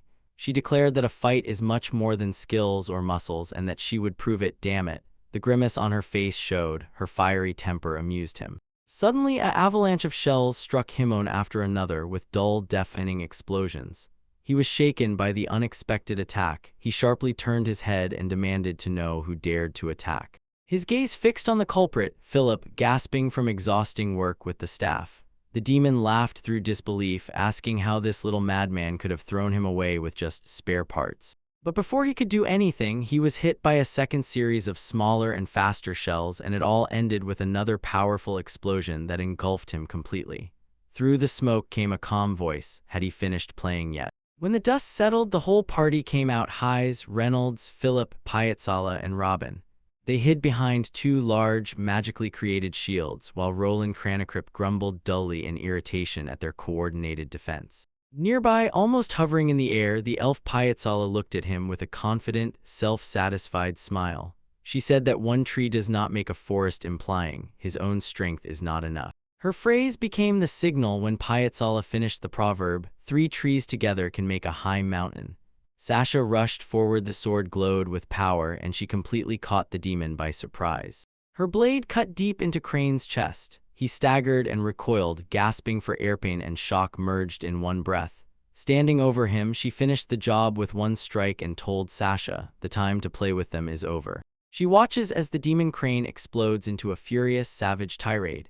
He swears to annihilate every last one of them, human scum, before directing his wrath at their homes and ultimately the entire kingdom. The rage only intensifies. The torn eye opens wide, full of malice, and his deadly aggression finally focuses directly on Sasha, the sword mistress. Having fulfilled his threat, he disappears. Some mad burst of speed leaves behind only disturbed air and cracked earth. Despite the sudden disappearance of the demon, Sasha does not move. Her gaze is fixed and unyielding. She tracks his invisible maneuver. At Grand Hable Palace, one question hung in the air: have the gods of the demonic tribe finally reached the capital? In the throne room, Princess Muane reports to King Barbarossa. A man calling himself Crane has appeared and openly declared subversive intentions to overthrow the kingdom of Habak. The king listens silently with a grim expression. Her brother, Prince Cress, cuts into the conversation and says he wants to hear the report directly from her.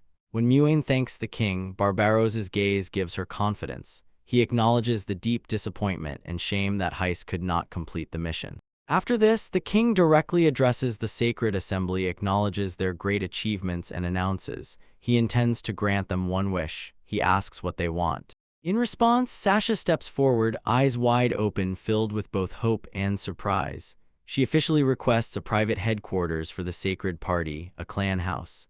The king and his advisor Bonnet look as if they had been expecting such a request. This reward is the pinnacle of a recent joyful event. All the sacred party members Reynolds, Heiss, Sasha, Piazzala, and Phillips celebrated the completion of their successful mission and promotion to honorary S-rank. Returning to the throne room, Advisor Bonnet warmly smiled at Sasha and said that thanks were unnecessary. This was a well-deserved reward.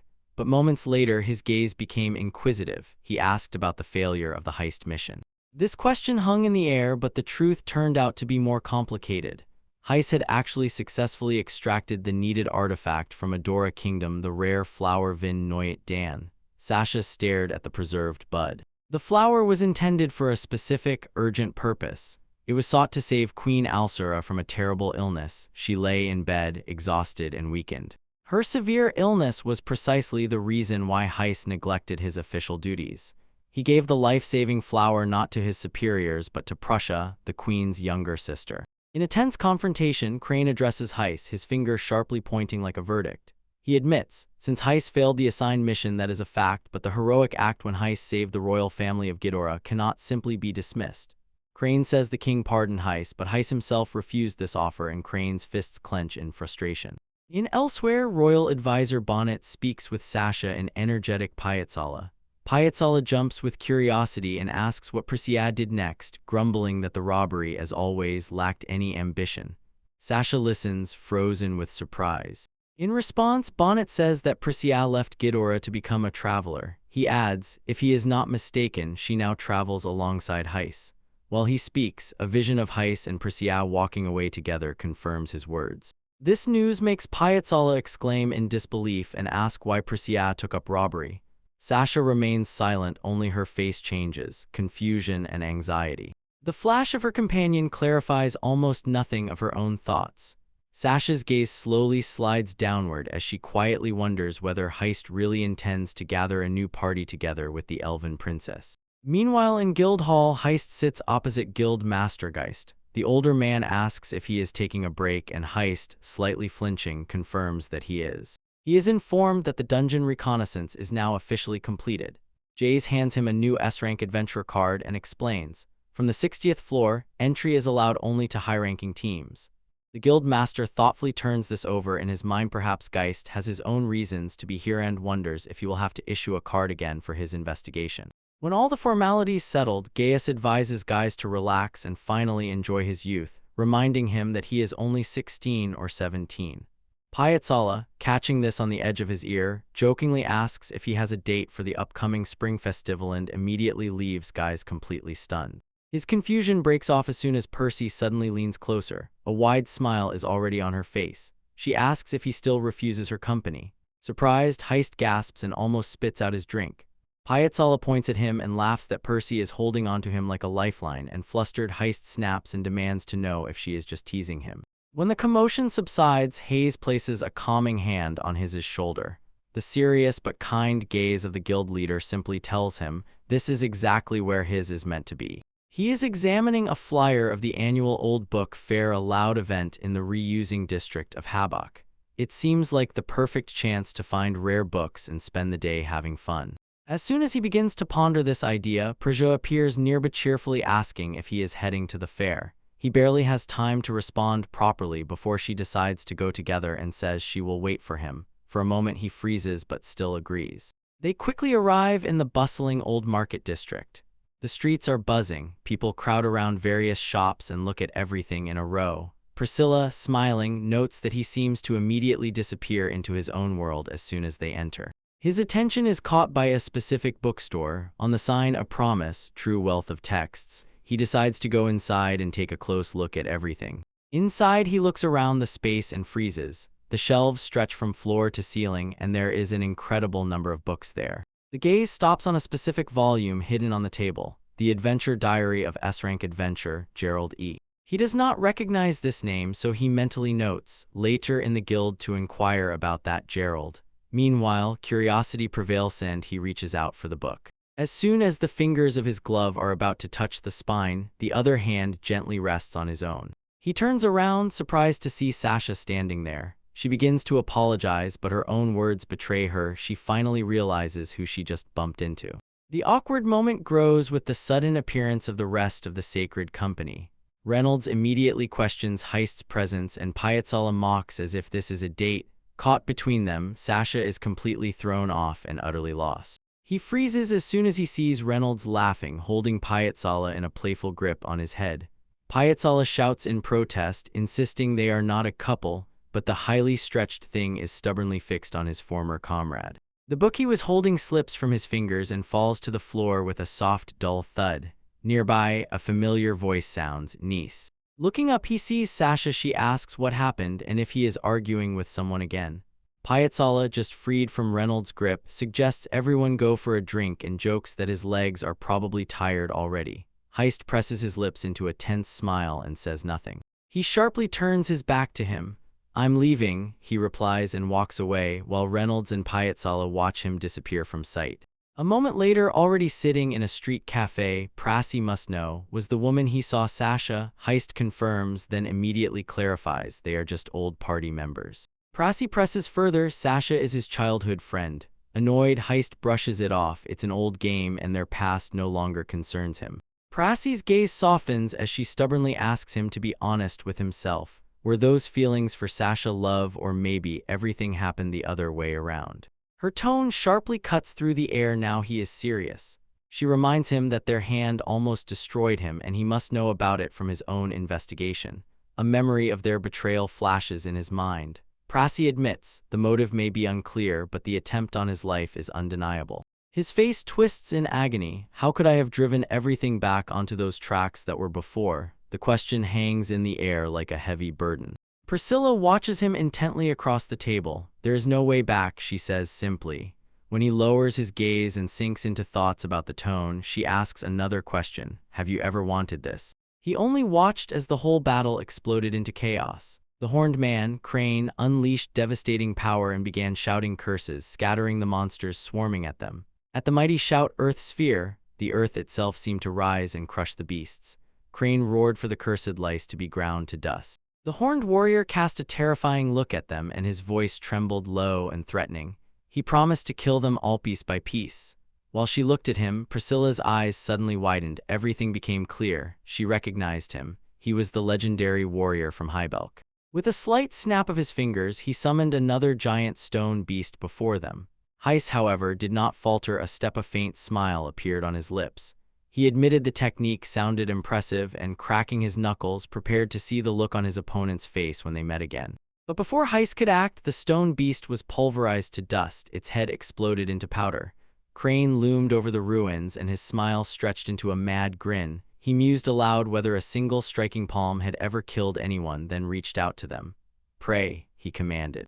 A month later in the guild hall, a maid diligently wiped dust near a large banner. Nearby lay an unfolded newspaper article. It described the growing achievements of the Sacred Party and pondered what the great flaw approaching might mean. While working, she suddenly hears the door creak and open sound draws her attention. She turns sharply in surprise. Heist enters the room, visibly exhausted to the limit. Before she can properly greet him, a wave of loud chatter rises from another group. The maid turns and greets 1,000 guests celebrating a promotion at Deer Inc. A young man with spiky hair, resembling a leader, just laughs and waves it off, saying it's no big deal. He leans closer, almost whispering, and adds that they have been working just as hard from the very moment they joined the Sacred Guild. He quickly clarifies, it was not only his efforts, this is evidence of the hard work of their entire party. Then he introduces his comrades, Stoicua, Cheerful Tenna, and the fighters. Despite pride, leader Lauren suddenly shouted and then blushed. He admitted he was lucky to be accepted into the Sacred, but does not understand why immediately after joining he was also immediately paired with a young girl. This outburst provokes various reactions. Tennies looks worried, Matt thinks Lauren is too loud, Koya notes that everyone looks up to Sasha, and Lauren replies that it is quite natural he is beside Sasha. He clenches his fist, opens his eyes wide, pure determination. He says this is his chance to take off and jump straight onto the S-ring. His fiery tirade breaks off as Kua grabs him by the shoulder, irritably orders him to stop shouting so loudly. At that very moment, the maid's voice cuts through all the noise. She addresses Heiss and says that he seems to have suffered enough. 1,000 parties turn around. Lauren barely blinks, looks over his shoulder at him, and surprised, asks who Sacred Heiss is and how he can even aim for the S-ring. Heiss pushes him back with a wave, and Lauren responds by showing a huge, oddly assembled weapon. Lauren says, "This is a cursed weapon. The soul of the previous owner still flickers inside it, and he offers it as a gift."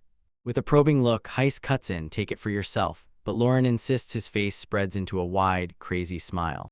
Unflappable, Lauren throws forward the disgusting, torn-off head of a monster and loudly declares that this is a rare elven ingredient.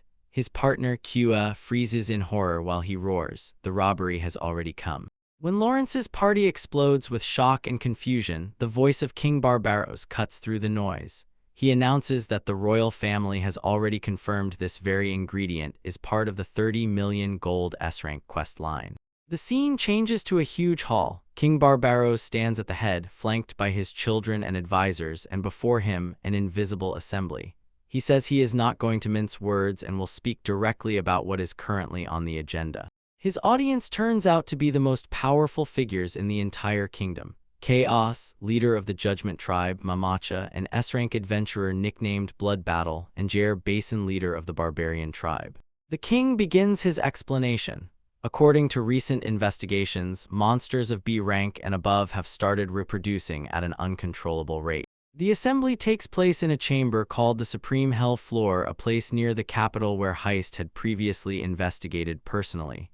His team gathered there as well, Sasha, Reynolds, and Philip.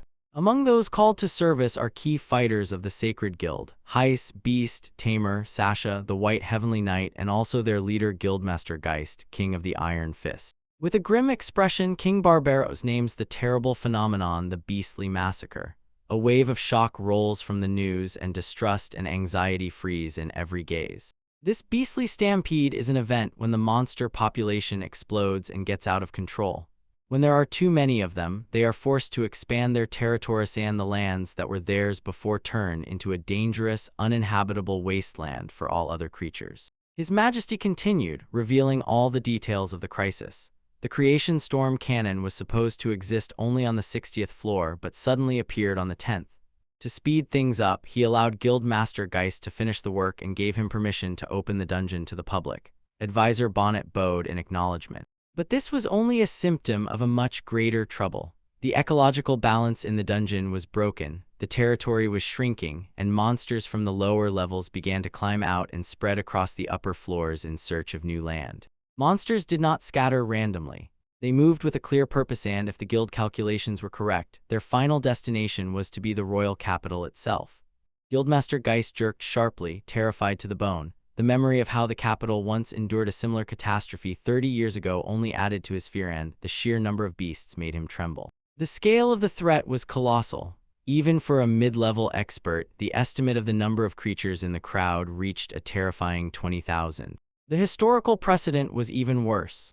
As soon as the last panic subsided, 3 cities and 7 entire villages completely disappeared from the map. His face froze under the weight of that memory. He admitted, this was already the 7th persecution, and again it all started from the upper infernal floor. He honestly confessed that even he could not foresee this event. And now there was only one single way left: to become a united front. Night. His call for unity met with mixed reactions. Prince Cress looked away displeased. Mama Cha sighed irritably and muttered that the situation was just a sheet they were afraid of. But the king, on the contrary, focused and addressed Guildmaster Geist directly.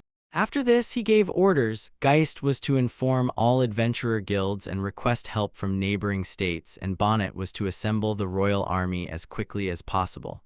Both men accepted the orders without hesitation. He gave orders, stood up, and stubbornly, for emphasis, placed his palm on the table, but immediately corrected himself. This was not just panic, but an unprecedented crisis. The survival of the kingdom, he said, now rests on the shoulders of everyone present in this room. His gaze swept over the gathered leaders, and a mixture of stern determination and solemn trust froze on his face. "I am counting on all of you," he declared, his voice echoed, carrying both the power of his authority and hope.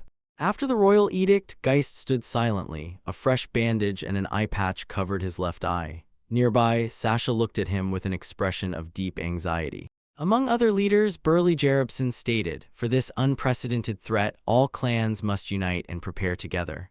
Mama Cha agreed, adding that the promised rewards will also be unprecedented. Sasha, however, proposed a much bolder strategy, not to fight a defensive war but to rush straight into the dungeon, descend to the deepest level, and destroy the last boss, cutting off the escape where it begins. The audacity of this plan stunned Piazzala so much that she could not utter a word. Off-screen, Chaos tried to figure out how he had just been promoted to S rank. Chaos reminded him that Heiz's blessing in the dungeon was useless and suggested how to make it work better. But Heiz just stood up, clutching the document, and walked away, so Chaos called after him. He froze on the threshold, turned back to the room, and voiced the answer, "I'm sorry, but I refuse." His refusal ignited fury among the other leaders. Jeribson cursed his arrogance, and Piazzala snorted disdainfully. A fool with such a temper is doomed to die sooner rather than later. As soon as the news reached the throne, King Barbaros suddenly burst out laughing, and Princess Muin's visible irritation only intensified when the king declared that such a rebellious nature is the very essence of usefulness. Sasha, however, could not catch that mood. She froze her gaze in the direction Heiss went. Her face froze with complete distrust and confusion because she could not understand why he made such a choice. 10 days passed. Across the entire kingdom, newspapers spread terrifying news maps showed the relentless advance of the beast stampede. When the crisis escalated, the Merchants Guild officially announced the indefinite suspension of all commissions and missions. As expected, the Great Uprising was to erupt in just a few days. Against the backdrop of the looming threat, King Barbaros stood before the gathered knights. His voice echoed from the castle balcony as he gave orders. His words hardly stopped the panic that was rolling over the people like a wave. All over the country, civilians grabbed whatever they could and fled their homes toward the only, unceasing exit. The city turned into a complete whirlpool. People were bustling, seeking salvation, while against this backdrop, experienced adventurers like Jeribson remained calm and confident, looking at the chaotic evacuation with grim faces. As the scene expanded, a mask of exhausted determination froze on King Barbaros's face, while Princess Muin nearby could not hide her deep concern for their people. Sasha's gaze was fixed on the horizon, determination and anxiety intertwined in her features like before a battle that was about to break out. The stampede begins. While the kingdom prepared for the strike, Heiz stayed in a quiet corner of the city settling accounts with an elderly shopkeeper. He persistently asked if the shopkeeper had any thoughts of evacuating to another city. The shopkeeper answered simply, his dream was to run his own business right here, and he was lucky to have been able to do so.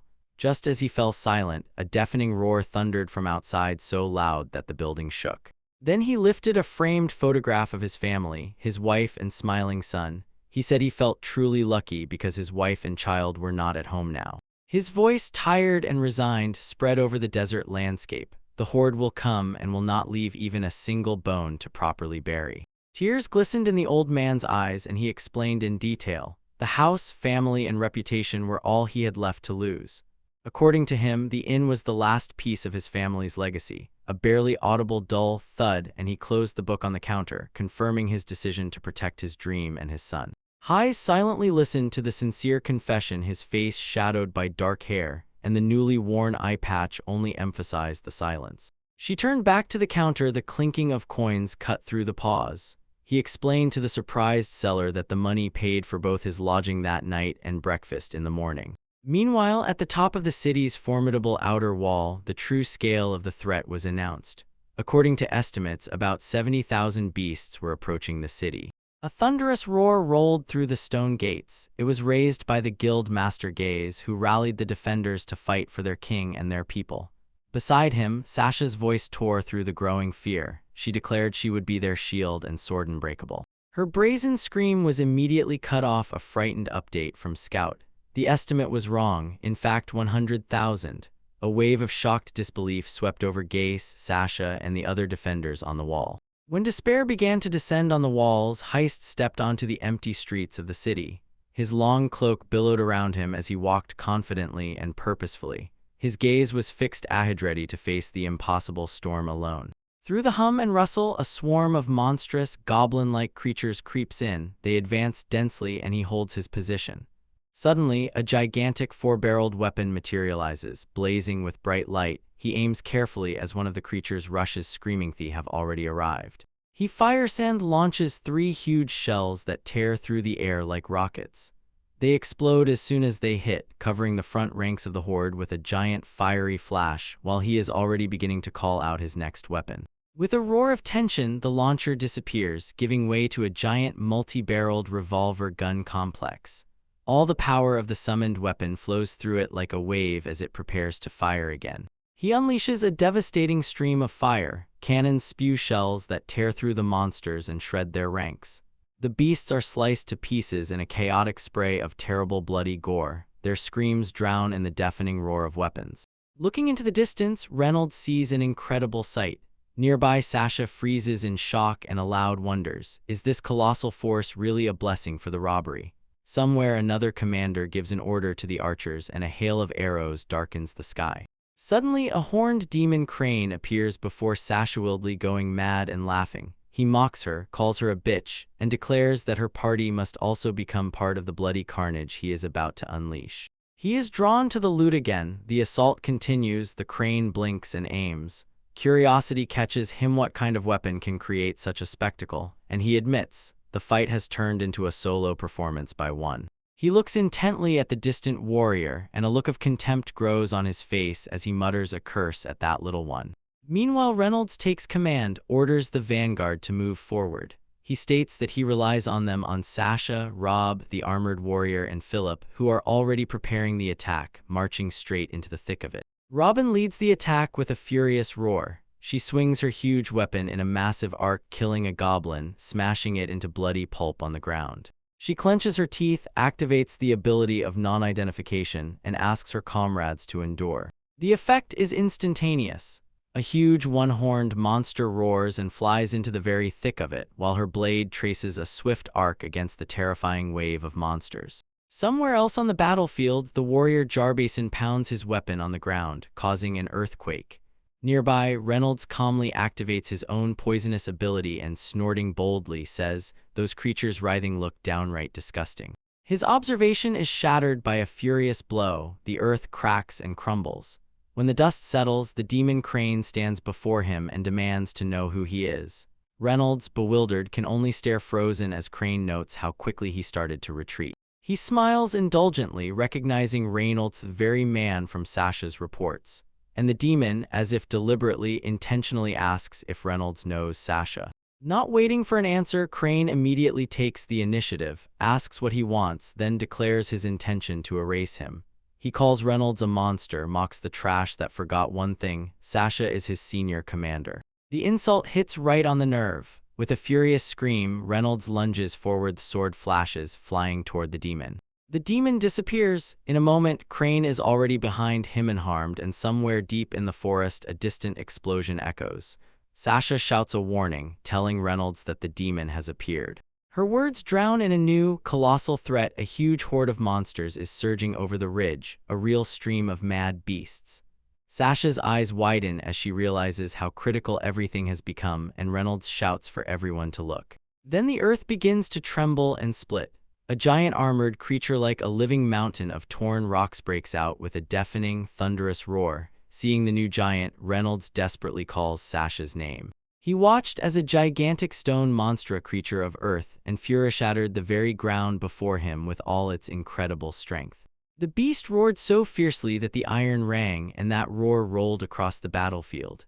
Reynolds, alarmed, loudly sprang up at the cry, trying to break through the chaos that covered everything and the goblin assault, which surged forward in a solid mass. At his scream, Sasha sharply turned to him, and there was firmness in her gaze. She declared that they would cope with the giant creature and ordered him to leave Heist to her. She assured everything would be fine. After that, she turned around, took command upon herself, and rushed to where the goblins stood shouting retreat, preparing to engage in battle. Far from here, the demon Crane watched everything from above with an indifferent, arrogant smile. His laughter stopped as a figure materialized before him. Hayes. Crane froze for a moment as if surprised, asking himself whether Hayes had been sleeping at all. At the same time, small cylindrical shells rained down like hail from the skythy confused haze. The demon mocked, saying his projection technique was as ordinary as water in the outside world. He wildly dodged as shells flew past him at lethal speed. From the spot where he hovered in the air, Crane watched everything with a condescending smile and noted that the reaction to the robbery was decent, until he snapped his fingers and launched the attack. The charges exploded with a grand flash, covering everything around. Crane loudly pondered the power of that magic, but when the smoke cleared, the robbery remained intact. His gaze was fixed on the demon, who declared that Crane was a true opponent for him. Clad in new, menacing dark armor, he lunged forward with impossible speed, weaving through another attack.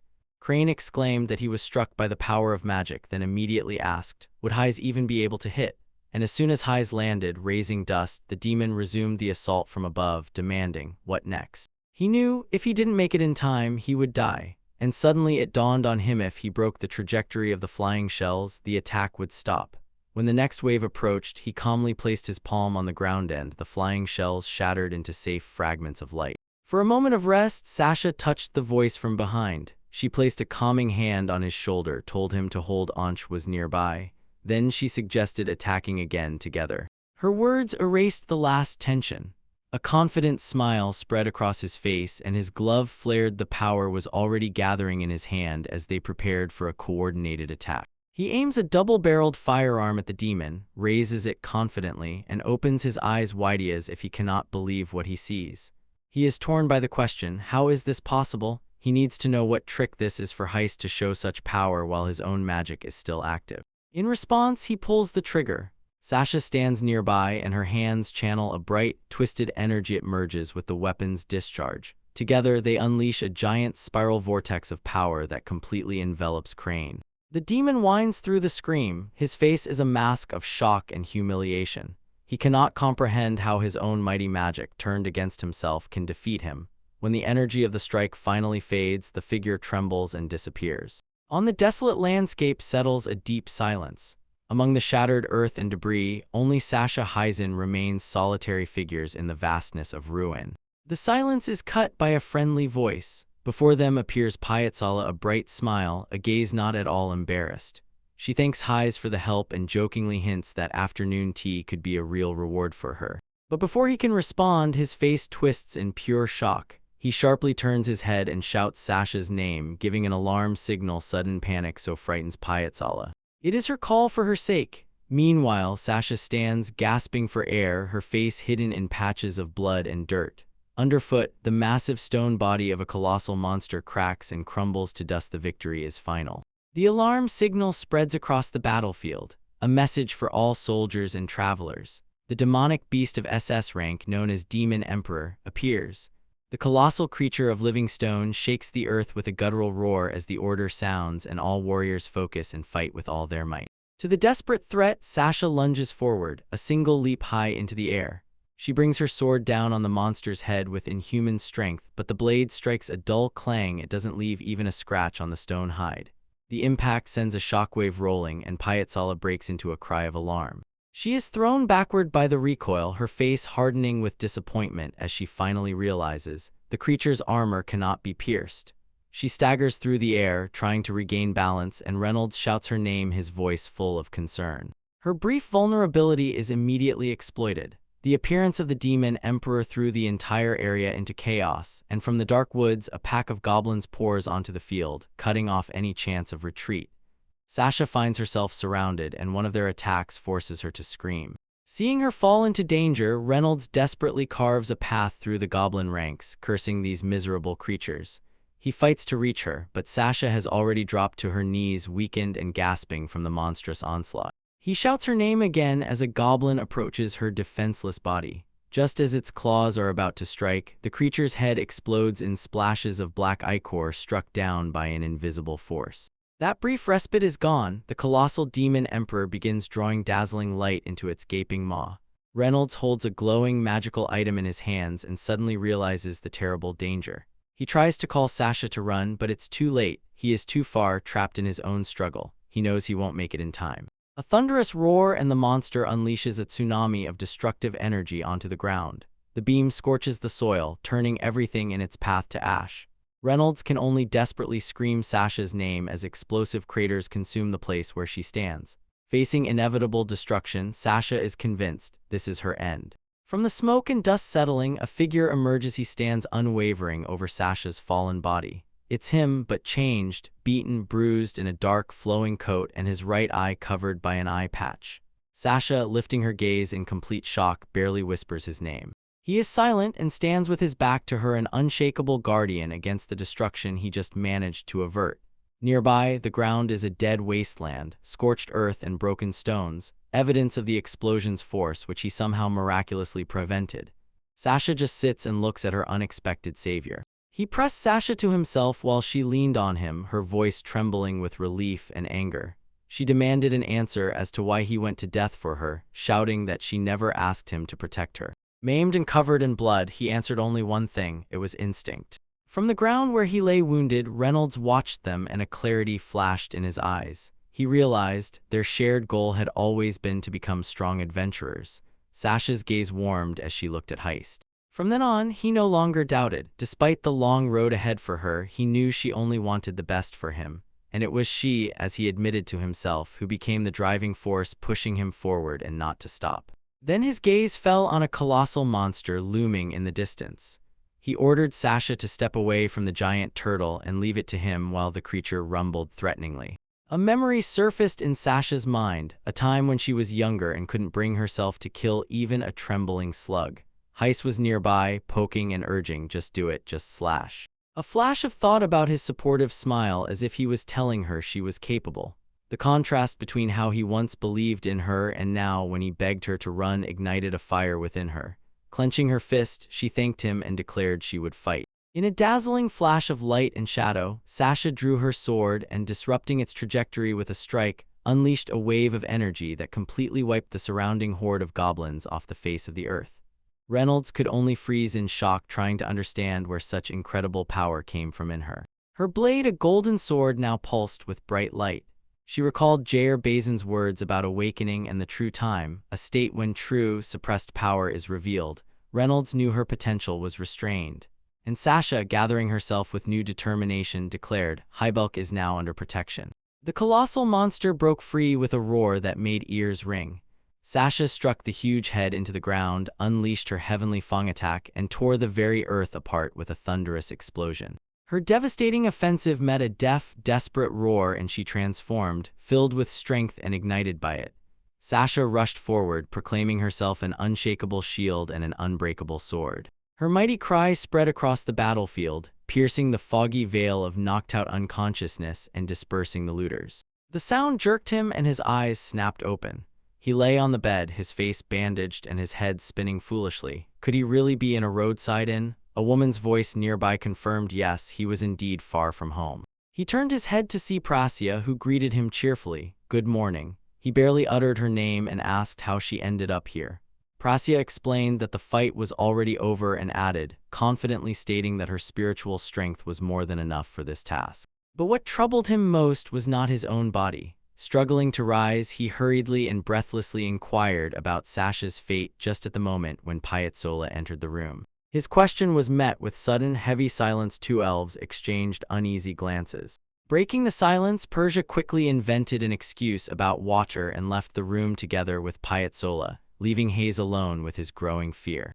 A moment later, Piazzolla's voice came from the window. She asked about the injury and, noting that the pain must be hellish, still did not seem to think it was something irreparable.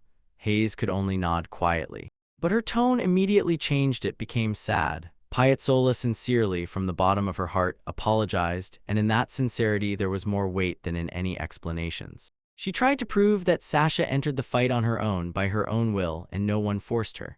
While she spoke, fragments of Sasha flickered in Hayes' mind in an awakened state. Piazzolla insisted that there was no need to apologize, but her voice broke off, never revealing the true outcome of the clash. He calmed down with a weak smile and watched as Prasia finally reached the point of awakening. He couldn't stay silent for long. He voiced a guess whether this meant he no longer burdened them. But Prasia could not look him in the eyes. Her face was gloomy, and she only uttered his name. Her head jerked up and her eyes froze, a prayed-for, desperate plea. She honestly admitted how heavy her request was and directly asked if he would agree to return to the sacred party once more. Before he could respond, Piazzala slammed the door and shot across the room so sharply that the air rang. She declared that Geist belonged to her and ordered him not to leave so abruptly that Prasia was stunned by the unexpected outburst. The sudden conflict completely confused Geist. Prussia, recovering from the blow, insisted that Geist was a member of her sacred party. Her words struck Piazzala's sharp, crackling gaze. He found it hard to grasp the situation. He thought to himself that he had always acted alone, and the jealous tone of their quarrel did not reach him at all. The argument flared up when Piazzala boldly challenged Persia and began interrogating her about her relationship with Geist. Without lowering her tone, Piazzala declared that she and Geist would be companions for life, and this became a visible, painful mocking drop for Persia.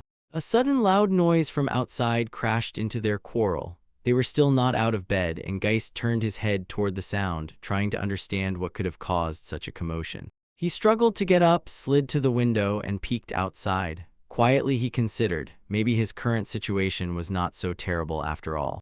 The noise suddenly broke down into reasons. Prasia and Piazzala were downstairs yelling at him, heads thrown back. They demanded a choice, either them or Sasha.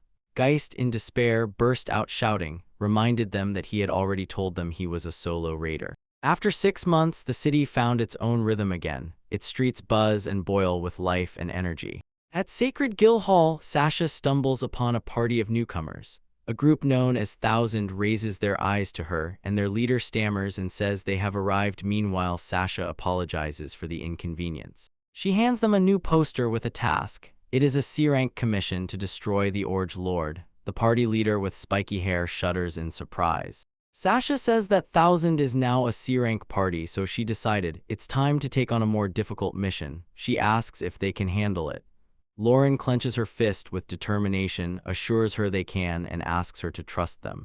But that confidence, however, did not last long. In a forest clearing, the squad is completely crushed. Around them are not one but 3 bulky orcs. Lauren looks, breathes heavily, and realizes the situation is critical. His fighters are wounded and scattered. He grits his teeth. He must go into battle. He is obliged, but as a huge ogre lunges at him, he realizes with horror, this is the end. In a desperate moment, a stream of dark power bursts from him. He instantly vaporizes the charging monster and its entire company. In the whirl of energy and among the dispersing remains, Heiss remains unharmed. Lauren only freezes in shock and calls his name. He returns to the battered adventurers, asks if everyone is okay, and notes Sasha's presence. The members of the Thousand rush to him headlong, crying with relief, endlessly thanking him for saving their lives. As relief washes over them like a wave, one of the squad members glances at the fallen orcs and, unable to contain his excitement, says that at this speed Heiss is probably already S-raid. This realization ignites a spark in Lauren. With the same excitement, he picks up the rumor that Heiss is the strongest in the world because he is S-rank, then asks if Heiss would agree to reveal the source of his power. The same question, full of curiosity, comes from his teammates. He calmly states his ultimate goal: to conquer the 6 highest dungeons. The members of the Thousand party are completely shocked. They repeat the legendary name in surprise, not believing their eyes. These 6 locations around the world are known as the most difficult dungeons that have ever existed. Among them, the Great Salt Lake Pyloramens, home to a diverse and dangerous ecosystem in Delmadrome, and the Earth Dragon Labyrinth, a vast, ruined urban landscape. Other legendary places include the Confounding Forest, the Tower of the 7 Sages, Greenup Star, which has appeared only once in recorded history, the demon-enchanted mountains of Necrophantasia, and the mythical Garden of the God, whose existence is spoken of only in legends. He explains to the party that of all these locations, only 2 places are actually open: the Great Salt Lake in the Frizz region and another dungeon in Desire Desert. After this, he issues a grim warning: no one who entered there has returned. And since he has no official permission from any high command, he contemplates where to start, what to throw first. While he speaks, 1,000 gamers look at him with wide eyes as if at a living legend. Inside, he dryly notes, it is not yet possible to say that he acts on orders, so he decides for now to simply assume the role of an ordinary traveler. Their passion fuels his determination. Lauren and Tenna impatiently ask if they can go together, apologizing for being a burden but vainly trying to listen to his stories.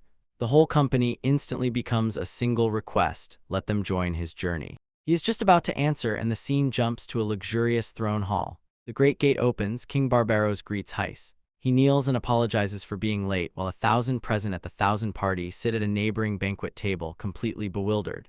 The king cuts off all pleasantries and immediately declares the conversation will be straightforward, to the point. And then the king announces a royal decree. He wants Heist to capture one of the 6 supreme dungeons, specifically Delmadrome in Desire region.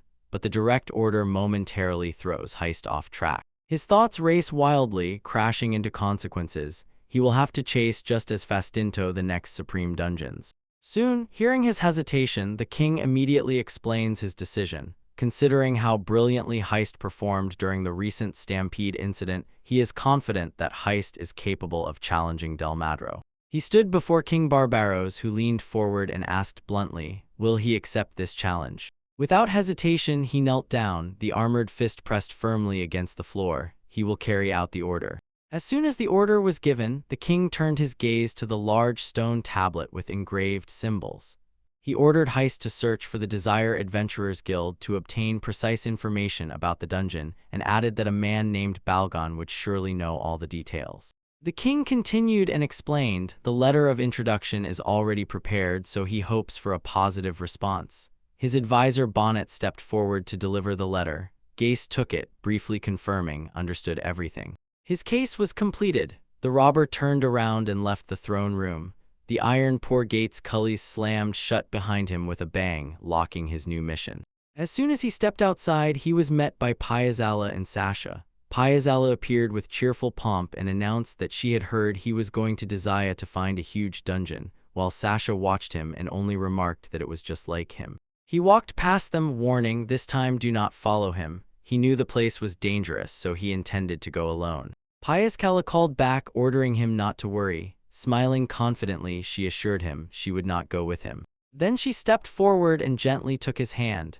She explained, although she had just been promoted in rank, her current strength would only hinder him. With an unwavering look, she gave the order to move on. Releasing her hand, Piazzala added another piece of news. She had heard that Sasha's party was also preparing to challenge the supreme dungeon, Pyleoramens. When Heist bursts through the city gates, Piazzala calls his name and he freezes in place. He turns just as she extends words of thanks. It seems her gratitude confused him. Smiling brightly, she asks, as soon as he returns, let him tell her everything about his journey. After a brief moment of surprise, he quietly agrees.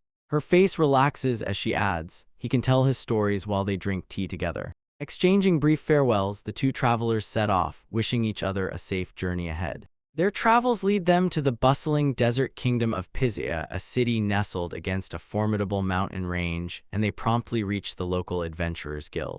Inside, Piazzala shows a letter of introduction from King Hybulk to one of the guild representatives, saying they came to meet Balgon and ask him to verify the authenticity of the message. While she completes the formalities, Heist stands aside and clenches his gloved fist, replaying the Beast Riot incident in his mind and the weaponry he has already obtained.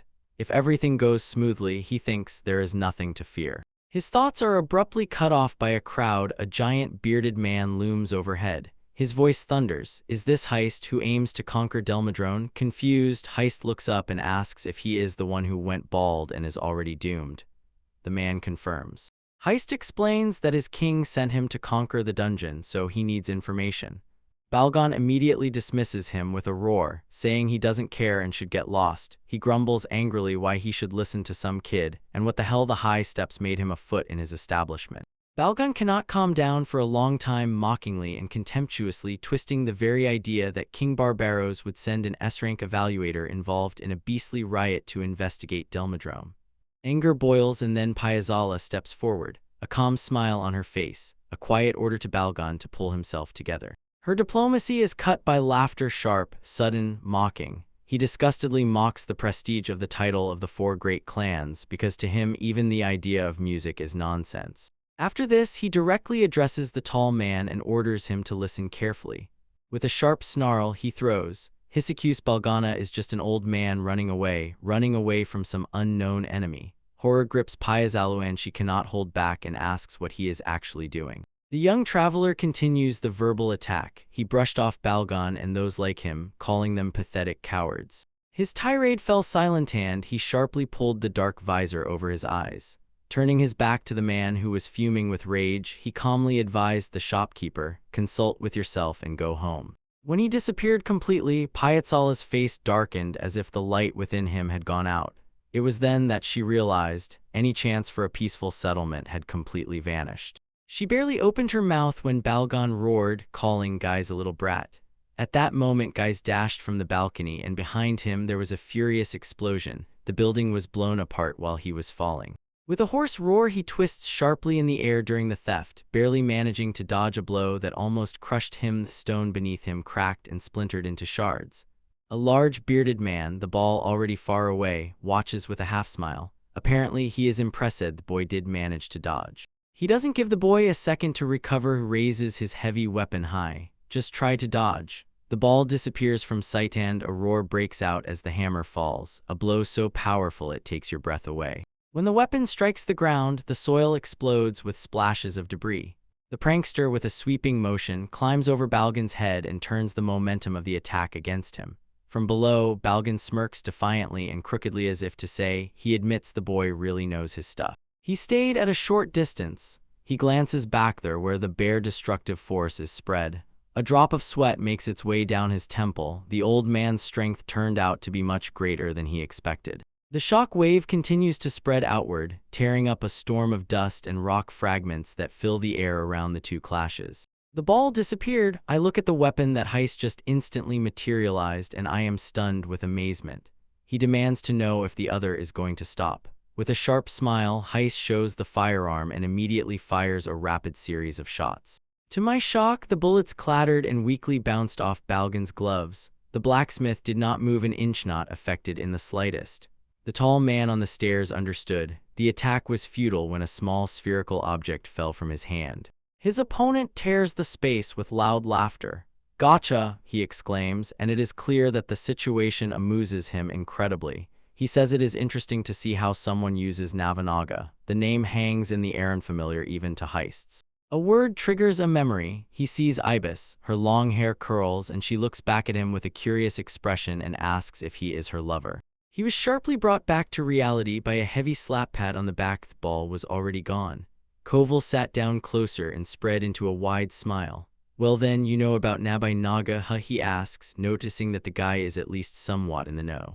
He hit Heist on the shoulder so hard it echoed loudly, then laughed heartily. Laughter resonated in his chest. Finally, the young man's name came to mind. Heist, still stunned, could only look back as the blacksmith confirmed. "Heist, right?" When the names were already settled, he turned and gestured for Heist to follow him. He offered to tell a story, invited him to come closer and sit down. As he walked, the young man's face twisted with irritation. One question would not leave him: why did the blacksmith hit him so hard? His thoughts were interrupted as soon as they entered a place that looked like a guild hall. The blacksmith waved toward the table and ordered him to sit down again. In an instant, the air exploded with a heavy splash of liquid. It poured into the wooden mugs. Balgon placed the mug in front of Hayes and began to tell a story. He admitted that he had previously been in the company of Nobunaga, which noticeably surprised the young man. Then the blacksmith continued. He said that their group also included Ibis from the elves and the rest of the clan leaders. He explained that at the start, they were all one single team fighting under one flag. He chuckled warmly, remembering how Ibis, now so dignified in her bearing, once followed Nobunaga everywhere. Then still younger, she happily trailed behind the man in traveler's gear. His laughter faded, giving way to a sterner expression. He explained that Nobunaga was more than just a leader. He was a friend and a comrade in arms. Then he shifts his gaze to Heist, and his voice becomes lower and more serious. He was curious why Heist could despise someone who carries a weapon identical to the one his dearest friend held. He freezes in place and looks surprised as Balgon explains. He is not interfering out of anger. The giant nods toward a large, fortified bucket, implying that it was because of it that he intervened. Balgon continues to show a huge, pale, monstrous hide. He says that this is what he received immediately after entering here. And he tells about an ancient tragedy, a dungeon, completely different from the outside world, where all his comrades were slaughtered, leaving scars that will never disappear. With a bare, icy memory before his eyes, Balgon asks Heise what he intends to do. The young man is silent, and along with the answer, his face hardens. He does not wait for a response, as if time is dragging on too long. He says that 2 other young men have already become the strongest, and Ibis, unwilling to yield after B Stampede, is about to challenge yet another great dungeon. The rivals ignite passion in him, a fire burns in thefts. He says this with absolute confidence. He will go, and he swears to become the strongest of all. His bold statement explodes with loud laughter from Balgon. He calls Heise a fool for not heeding his warnings. The laughter subsides and sobriety appears in Balgon's gaze. He accepts the boy's determination and agrees to help, offering to share knowledge about the Delmadrome dungeon. He leads the boy inside and explains, from the outside, Delmadrome may look like ordinary ruins, but its monsters are incredibly powerful. Its gentle appearance is only a mask. Whoever enters and underestimates it, deciding it is a simple dungeon, will be killed by their own assumptions. After this, he unfolds a large scroll. The unrolled scroll shows a detailed map. Balgon emphasizes, even if Heist manages to sneak inside, he must understand this place is unlike any other dungeon. It is full of strange items called iron boxes. The boy looks more closely and asks if the map marks those very iron boxes. Balgon confirms but adds an important detail. When he showed this to Nabai Naga, his old comrade said they closely resemble things from his own world. He digested the master's words, and an image flashed in his mind of strange iron boxes, modern weapons and technology, similar to the summoned armaments he possesses. Why all this appeared in the dungeon remained a mystery, but he was sure there is a deeper connection here yet to be revealed. He turned his attention back to Balgon. He asked if Nabai also knew absolutely nothing about what they represented. Balgon confirmed his comrade was just as complete an ignoramus on the matter. Then Balgon declared that he had shared everything he knew. The high slips overwhelmed the Master Grimoire's squire. He immediately realized, if he could win against Thessined other great dungeons, he would surely awaken more hidden power within himself and possibly find answers about the world's strange artifacts. While Guise was pondering this, Balgon's hand clenched into a fist. The masters confessed with shame. The latest information overturned everything, and from this he realized the lives of his fallen comrades were wasted. Guise watched, stunned by the explosion of raw emotions. He looked at the map and suddenly realized how heavily the past of Balgon weighed on him. This man was forced to risk everything to break free and stay alive. Geist firmly decided the sacrifice of Balgon's team would not be in vain. With a new understanding, he glanced at the master. Balgon, he began, then apologized for calling him a coward, admitting his own immaturity. Balgon just silently stared, backstunned by the unexpected apologies. The great man let out a short, hoarse humas, a simple admission. Then he ordered Heise to forget about it and noted, at least from the very beginning the boy did not pretend to be an experienced veteran. Taking a step back, Heise said a simple, sincere thank you. He turned back to leave. Geist glanced over his shoulder with a confident smile and swore he would conquer the great dungeon. Just as he began to walk away, Balgon shouted, ordering him to wait. Before he could answer, the heavy workshop doors suddenly opened. The visitor was already announcing his arrival. When the conversation between Koiz and Balgon was interrupted by the knocking on the door, Koiz turned around. His face suddenly hardened as he looked at the unexpected guest. Before he can fully figure out who it is, the figure blurs in motion and rushes past him, swiftly diving into the workshop. The novice freezes right in front of all the disappeared. The great master lifts his gaze from his work without a single note of surprise. "Ah, you have already arrived?" he asks calmly, while others stand behind like a mountain, trying to understand what kind of invasion has occurred.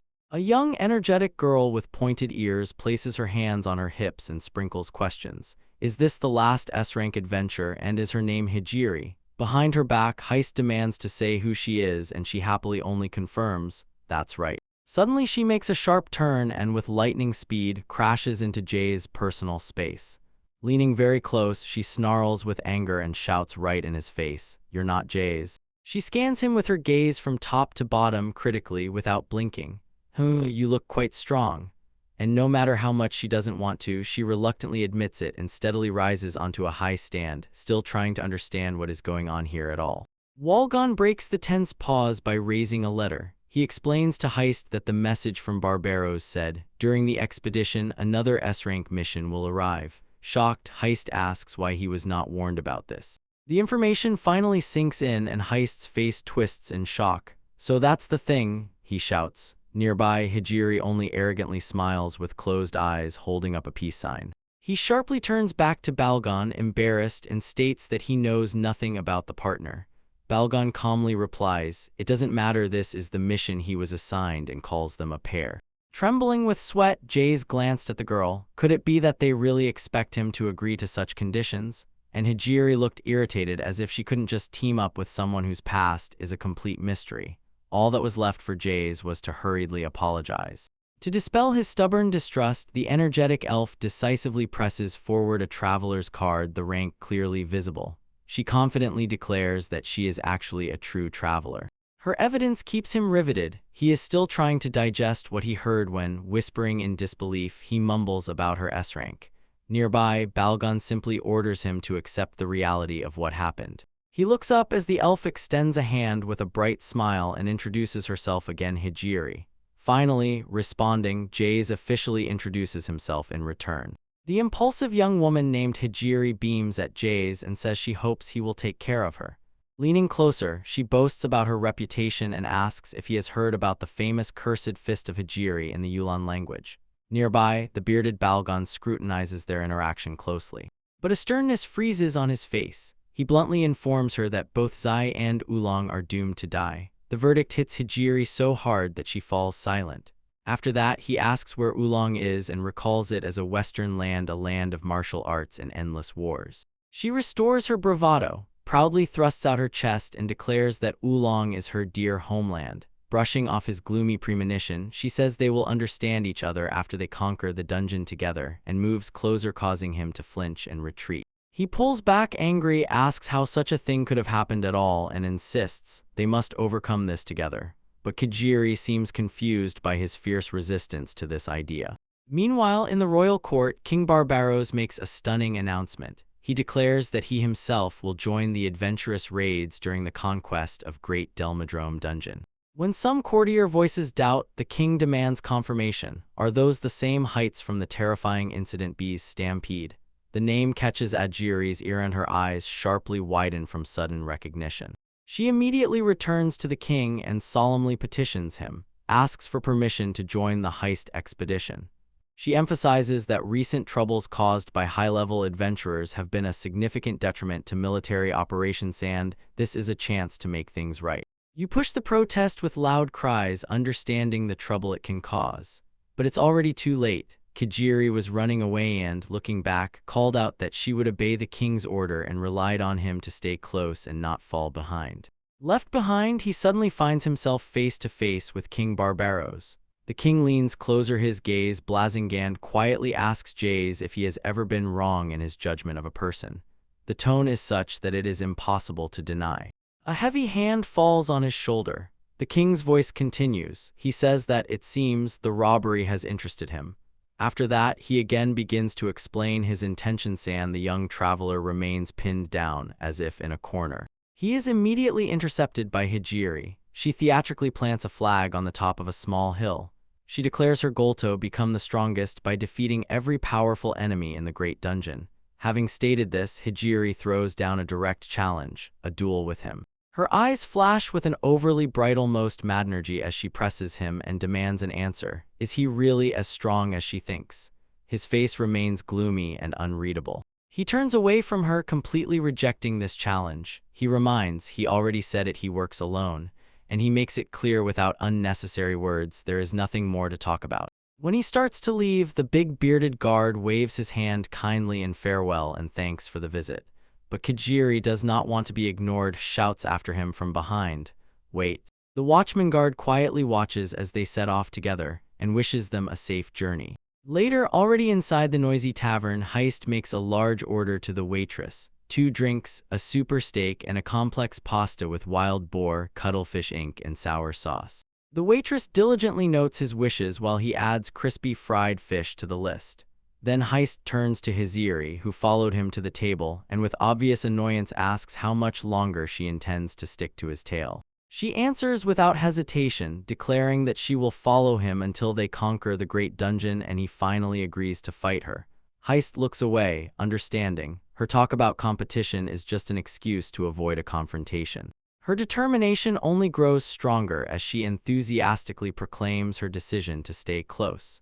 She suggests conquering the dungeon together, and only then will they finally be able to have their duel. She beams pleased with the brilliant decision, which she herself considers brilliant. Nearby, Heist droops, then completely collapses, broken by her relentless energy. Just then, the waitress returns to their table and apologizes for the delay. A feast was spread before them. In the center, a large smoking dish from which a spicy aroma wafted into the air.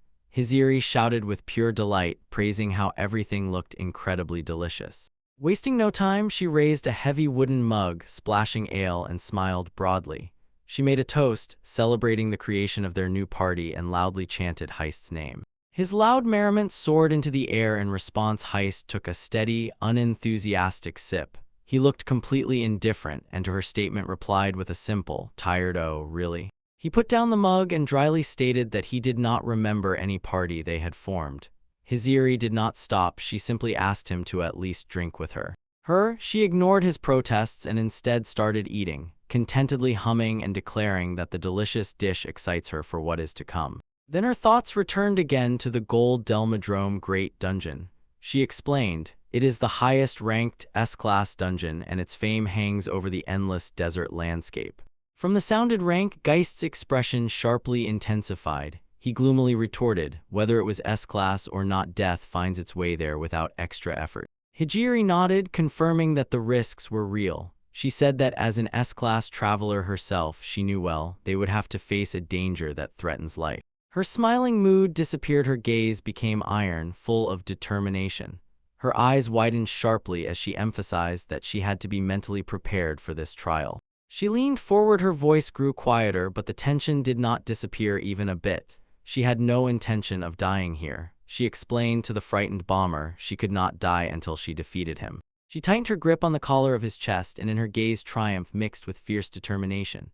She declared that she had already told him her plan. Her victory over everyone, her power would grow, and eventually she would become the most powerful person in the world. Geist, stunned by her pressure, could only stammer. He asked why she so stubbornly clings to this path. Her words pierced through him and forced him to recall his own past, the time when his power was undeniable.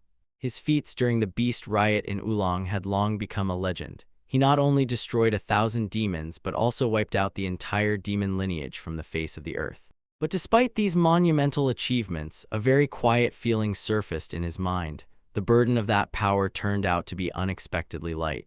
Returning to the tavern, he continued to sit lost in thought until Hijiri took a sip from her mug. She grumbled that he did not even try to discuss the idea of competition. Earlier, he was sure, every traveler has the same dream to become the strongest of all. She lowered her gaze, in her eyes a barely noticeable fatigue, and quietly ripened the admission that such competitions are a complete hassle. Her sudden frankness threw him off balance. He met her gaze and asked what exactly she meant and what her ultimate goal as an adventurer was. From her words, an avalanche of memories rose in his head. He recalled how he sincerely dreamed of forming a party with Sasha and how that dream came true. Then their team grew, but a chasm opened between their powers. Also resurfaced was how Sasha shouted at him, accusing he was dragging everyone down, and it was painful, crystal clear. He cut himself off with a memory of another time. She smiled and encouraged him, saying that he needed to carve his own strength in his heart and become the strongest. But this scene shattered as soon as the moment appeared before his eyes when she turned away from him and left behind. The contrast hit so hard that it was visible he was shaking. His inner storm breaks as soon as Hijiri appears. She leans forward and looks at him with genuine curiosity. She says any reason will do, but she can't wait to hear his story, so she asks him to tell at least a little. Her simple request, and suddenly everything seems to stop. Long tears stream down her face. She gasps for air and desperately begs for water, completely overwhelmed by the emotions from the story he hasn't even managed to tell yet. And he can only stare, confused, not understanding where such a dramatic reaction comes from. He decides not to continue this difficult conversation, and her mood disappears completely. Instead, they head to the noisy square where the air thickens with the sounds of trade, and the crowd weaves and pushes through the stalls. In the whirl of events, Heist notices they are already approaching the Delmadrone dungeon, and notes, it is by no means like a typical tourist area. Meanwhile, Hijiri sticks to a food kiosk, excitedly showing that they sell beef tongue skewers here at a ridiculous price, and the vendor accepts their order. She turns back to him and clarifies that this tourist area is built on ancient ruins, then adds, she also has work here. He asks what she means. As soon as he utters these words, a realization suddenly dawns on Hijiri. It turns out they can simply take a direct path to the dungeon from here. Her thought ignites with competitive excitement. She just smiles and throws down a challenge, a race to the bottom. Whoever reaches the dungeon first will become the leader. Heist looks at this, stunned by her sudden, childlike enthusiasm. As soon as they arrive, a colossal arch rises before them above the entrance, carved right into the mountain itself. A dark passage radiates ancient power. Hijiri freezes with delight, and Heist, with icy certainty, names the destination the Delmadrone dungeon. As Hijiri enters the vast Delmadrone labyrinth, she stops as if rooted to the spot. Her wide-open eyes scan the colossal scale of the ancient stone structure. "It's huge," she exclaims, and her voice echoes in the spacious chamber. Her zeal propels her forward. She rushes ahead, brushing off any possible danger with a cheerful, "It's fine, it's fine." Heist calls her back so she won't go alone. For a moment, doubt flashes through him as he questions the wisdom of challenging one of the forbidden labyrinths with such a reckless partner. He steps forward and his boots barely sink into the ground. He notices the sand slows his pace slowly, imperceptibly, but relentlessly sapping his strength. Here in the dungeon, everything looks like an ordinary old ruin, but he knows the truth. This is one of the toughest passages, so they must not let their guard down. His caution was confirmed in the worst way. The ground suddenly sinks beneath his feet without the slightest warning. "Kia, what the?" Hijiri screams as he begins to drown. Heist looks down in horror and realizes they have fallen into quicksand and can no longer get out. Pulling him down, they drag him under, and in despair he stretches out his hands as if he could still manage to grab salvation or do something. But it's too late. The curse forms in his mind as he sees the sand devour them right before his eyes. After a sharp fall through the ground, Hijiri lies confused on a new solid floor and groans quietly. She jerks suddenly and Heist is already nearby. "Did you wake up?" he asks. She shakes her head and looks around, a dark, unfamiliar cave. Her voice trembles. "Heist, where Heist, where Heist, where Heist, where Heist, where Heist, where Heist, where Heist?" He lifts her to her feet and together they examine the new section of the labyrinth. Deeper, much more threatening. Heist speaks grimly. He looks ahead, warns without any embellishment, "Once you enter, there is no way back. Yes, this will definitely not be easy." While she listens, Hijiri finally realizes. With her gaze, she shifts him to Heist. He could have just left her to her fate after the trap, but he followed her. She looks away, touches her sleeve, and quietly, with guilt in her voice, apologizes. "Sorry, it's my fault." Then she tries to find at least some bright side. "Well, we plan to descend anyway, so this actually works out better." He looks at Heist with a broad, surprised smile and jokes that he is unexpectedly a good man, and Heist can only respond with a confused grunt. Gathering strength, she grabs him by the shoulders and declares that it's time to move on. He flinches from her movement, thinking she is too close for comfort. Diving deeper into the ruins, Hijiri notices a strange, pillar-like structure and asks what it is. Heist glances at his book. He recognized this object from what he read. He explains that he thinks it is some kind of signal. Hijiri is amazed. How easy it is to find such a thing. It looks amazingly like a traffic light from another world. Balgan's words come to mind. This labyrinth preserves traces of another world. The book in his hands shows images of alien objects, cars and motorcycles, confirming that something not of this world is happening around them. Suddenly, their path is blocked by a group of black obelisks. Seeing them, Hijiri turns to Hayes. Remembering that he saved her earlier, she asks if he can handle these creatures as a warm-up. Hayes agrees without any hesitation. He clenches his fist in a gauntlet glove in response. He gives her a clear, confident "all right." After his approval, Hijiri shouts, "Let's go," and activates her ability. Giant crystalline minerals rise from the ground around them. Hayes freezes, stunned, and finally realizes here it is, the true power of Hijiri. Her ability is defined as Metal Master, one of the Master-type abilities. It allows the bearer to freely control minerals extracted from the Earth's depths. While the goblin rushes to attack, Hijiri focusedly takes a combat stance. She proclaims her technique Granny's Wing-style Bajiquin, a martial art that can only be used with the Metal Master skill. Her movements are explosive and refined at the same time. The Metal Master ability tears hexagonal plates of neglected soil. Projectiles fly forward, hitting the black goblins while she closes the distance and her fist enters the goblin's jaw with a solid blow. With a furious snarl, she roars a challenge and another, larger than the previous one, chunk of metal bursts toward the gob.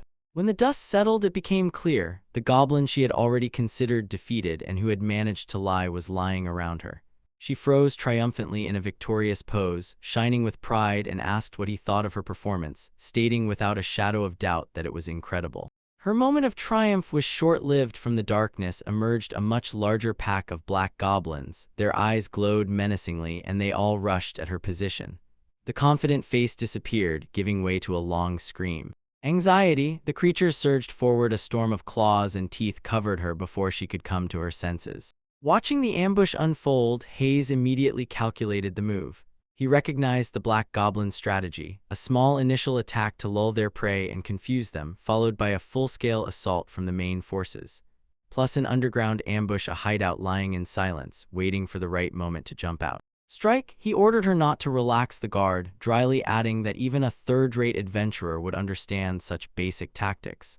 Despite his criticism, he admitted, her first show was not bad and declared that he would take the initiative. Hijiri could only let out a malicious wheeze in response. Approaching her from the front, Heist sharply thrust his palm forward and released a deafening blast of pure power. The attacking goblins scattered. Lying, when the dust settled, he looked up and did not understand what she was doing now. It turned out she was completely distracted. She had crouched down and was enchanted by a small white creature resembling a rabbit that she had found, exclaiming how cute it was. 12 days later, the journey continued. A generous plate of food was placed before them. They were about to eat it, and one of them thanked for the meat. The meal, while resting in the labyrinth, Hijiri eats with audible delight, taking a large piece of F. She turns to Heist, her cheeks full, and praises his food, then adds compliments to his strength and how he uses unfamiliar types of weapons. From their camp in the background, Heist replies with a simple thank you. Her praise is interrupted by a sharp challenge. She excitedly asks if he will duel her as soon as they get out of the labyrinth. Heist cuts her off with a blunt no, and Hijiri bursts out screaming in frustration and anger. Then he adds that he feels the same and acknowledges her skill regarding her strength. Hijiri looks at him in surprise, because then he admission, I am now covering this with a bandage. Heist asks why she so desperately wants to fight him specifically and replies that there are plenty of other strong people in the world. Hijiri falls silent, pondering his Returning to the story after a moment, she says she was an orphan. She was left in front of Wing Dojo and an elderly instructor found her and raised her as his student. She continues and says that the Wing style is a unique martial art that her grandmother created by combining many different forms into one whole. Hijiri was raised as an orphan to become her master's successor, but the master was constantly mockingly teased. Supposedly, he was a woman. Because of this prejudice, no one else dared to give her apprenticeship. Hijiri recalls her training. Despite all the difficulties, she almost calls it a wonderful time. In the memory, her younger version, practicing techniques on a wooden figure while the master stands nearby and watches, proudly, joyfully, with a happy smile. Memory breaks off as soon as the voice of her master echoes like thunder the main commandment of the dojo, a lesson addressed directly to her. Listen, Hijiri, even women can clench their fists. She remembered that time in her master's dojo. There others called her weak and useless just because she was a woman. Her mistress, Granny, in response gave a warm, soothing smile and told young Hijiri that it was okay to clench a fist. The encouragement of the elder woman did not fade. It struck the eyes of the girl, who looked with wide-open eyes, and she was explained, being strong is also normal. Nigeria understood then becoming strong was her grandmother's dream, but under aspirin, a shadow of doubt still hung. Aspiration and memory immediately shifts to a gloomier day, a very gloomy day. She signed up to become an adventurer and went her own way, following her grandmother's path. She died. She found her mistress sitting calmly in a chair just as she looked when Hijiri first left her path. Even though in the last moments her master wore a calm smile, the sight broke Hijiri's heart. It was then that her determination finally strengthened. She had to prove the value of her master's teachings. In the present, her voice is again filled with the same unwavering conviction. She looks at Heist. She declares, her grandmother's martial art is the strongest, so that is why she must fight it. However, she reasons, if she defeats the strong one, then she herself will become the strongest. Simple logic she hopes for, and he will finally understand. She asks him passionately, and Heise's face is unreadable and he responds sharply with a single word, "I refuse." Hijiri is stunned by that moment of saturation, as if everything happened in one blow. The refusal hangs in the air and the words get stuck in Hijiri's throat. She stands silently for a moment, looks at him irritated, and inside herself admits that he is stubborn. To crack, she tries to guess how to make him agree at all. While thinking, Heise looks away. Now one of his eyes was covered by a steel patch with spikes. He understood everything in his own way. She was just like Sasha, driven by the desire to become who? Strongest. Later that same evening, while they were resting in the camp inside the dungeon, I reminded her from the bowl to finish quickly and go to sleep. A hard day lay ahead. Hijiri responded with a lively she. Of course, the next day, on the 13th day of their journey, they stopped right in front of the entrance to the great labyrinth. Hijiri involuntarily froze, impressed by its colossal size, then grumbled that no matter how far they went inside, they found no traces of the boss. Heist gloomily said, "Monsters only get stronger with each descending level." Then she sighed sadly and aloud wished that the boss would just come to them. Grabanok could only watch silently and think that such words did not suit the image. Adventure, her thought was interrupted when she quietly gasped. Attention was suddenly caught by something in the distance. Without a word, she dashed forward and I twitched. She spoke again and pointed toward the large arch. "This is the entrance to the next floor, right? I wonder what awaits us there." He shouted after her, ordering her not to go away. Off on her own, he caught up with her near the abyss and they both froze, staring at it in complete silent disbelief. Before them opened not another dungeon floor, but a vast, impossible scene, the ruined remains of a city from another world. "This is," Heist breathed and his eyes became round. Making his way through the ruins of a modern city, he pondered Bargain's words. He was told that his place was somewhere else entirely, and he could not even imagine it would turn out to be another world transplanted right into the dungeon. He wondered whether people from another world ever lived in this boundless labyrinth, or if this entire town was created just like his weapon. Hijiri looks at him, feeling the weight of his thoughts. Then his gaze rests on a rusty, broken frame of a vehicle. He shows it to Hijiri and notes that it looks amazingly similar to his own summoned weapons. He confirms his own suspicion, concluding that his weapon must also be from another world. Hijiri's eyes suddenly flash with joyful suspicion. Enthusiastically she asks, if she defeats him, does she effectively conquer another world? Despite her question, Heist cast a glance at the massive destruction. Together with Hijiri, they estimate the cause, guessing whether monsters or people did it, but due to lack of information, they can only speculate. In the chaos of debris, Hijiri notices stairs leading down. Revived with new strength, she declares they must break through and shows the way. They descend into a spacious underground area even lower. The walls are covered with strange dark holes. Hijiri notices it feels as if they are far underground and wonders where such a wonder came from in this strange labyrinth. Suddenly the air is pierced by a terrible stench. From the oppressive feeling, Heist experiences the same as he once did when he first obtained the Weapon Master book. He understands this is not an ordinary dungeon. It is full of the unknown. Zone. Without warning, the space explodes. Fragments and stones scatter in all directions, and the unexpected attack throws both back Heists and Hijiri completely by surprise with a force unseen. He barked hoarsely and, tensing, grabbed the ground. Then it exploded, and he and Hijiri were torn off and thrown back amid a hail of stones and debris from a mighty, invisible ambush. When the initial shockwave had passed, Hijiri peered into the dust-filled cave, trying to find the source of the foul smell they had sensed earlier. From the darkness emerged a monster. A huge white worm-like beast rose up, opening its mouth. A torn one with throats like gear sand let out a deafening hiss. Heister flinched in shock. What the hell is this? He was sure he had never seen anything like it in the guild archives. Hijiri grimaced in disgust and compared the creature to a snake. While Heist tried to figure out if he had encountered this before, instinct pushed him. He raised his weapon and fired. The bullet safely ricocheted off the creature's rough hide. Jays flinched in surprise when Hiji suddenly exclaimed, "Understood. I remember, Jays, this thing's skin is incredibly tough." He looked at her, bewildered at how quickly she grasped it. The thing was in her unquestionable certainty in the memory of the instructor, an elderly woman she called Granny. In that lesson, she was told in detail about a creature with incredibly tough skin, and the only weakness was a cork in the mouth, and it turned out to be too fast. Hijiri doubted Granny's tales, but now she understood they were true. Turning back to the present, they staged a robbery, pressuring her. "So what is his weakness?" Hijiri praised her master's knowledge and, because of this, the robbery got confused and asked who her grandmother was at all. She ignored him and pointed to the beast's maw. Inside its mouth is a core. When the monster writhed in agony, Hijiri stood firmly on her feet. "I will make it stop," she shouted. "Lid, here is your chance." He did not hesitate. While Hijiri was preparing to act, Heist aimed the weapon and fired a projectile. It swiftly flew straight to the core, which was visible inside the open maw of the creature. After the strike, they stood shoulder to shoulder and looked at the wall where the monster was. Now it was entirely covered with strange, perfectly round black holes. He froze, staring at the strange, fleshy creature that had just appeared, its mouth gaping open. Nearby, Hijiri solemnly spoke aloud, hesitating whether even that would be enough for her to exploit the vulnerability and defeat it with a single blow.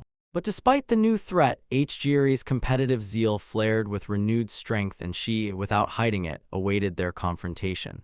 Heist did not get distracted. Time and again he scanned the strange holes left by their previous enemy, then decisively gathered himself and threw out, "Ready?" As soon as they lunged at the creature, Hijiri immediately recognized its vulnerable spot and roared at Heist, "Hit the stomach."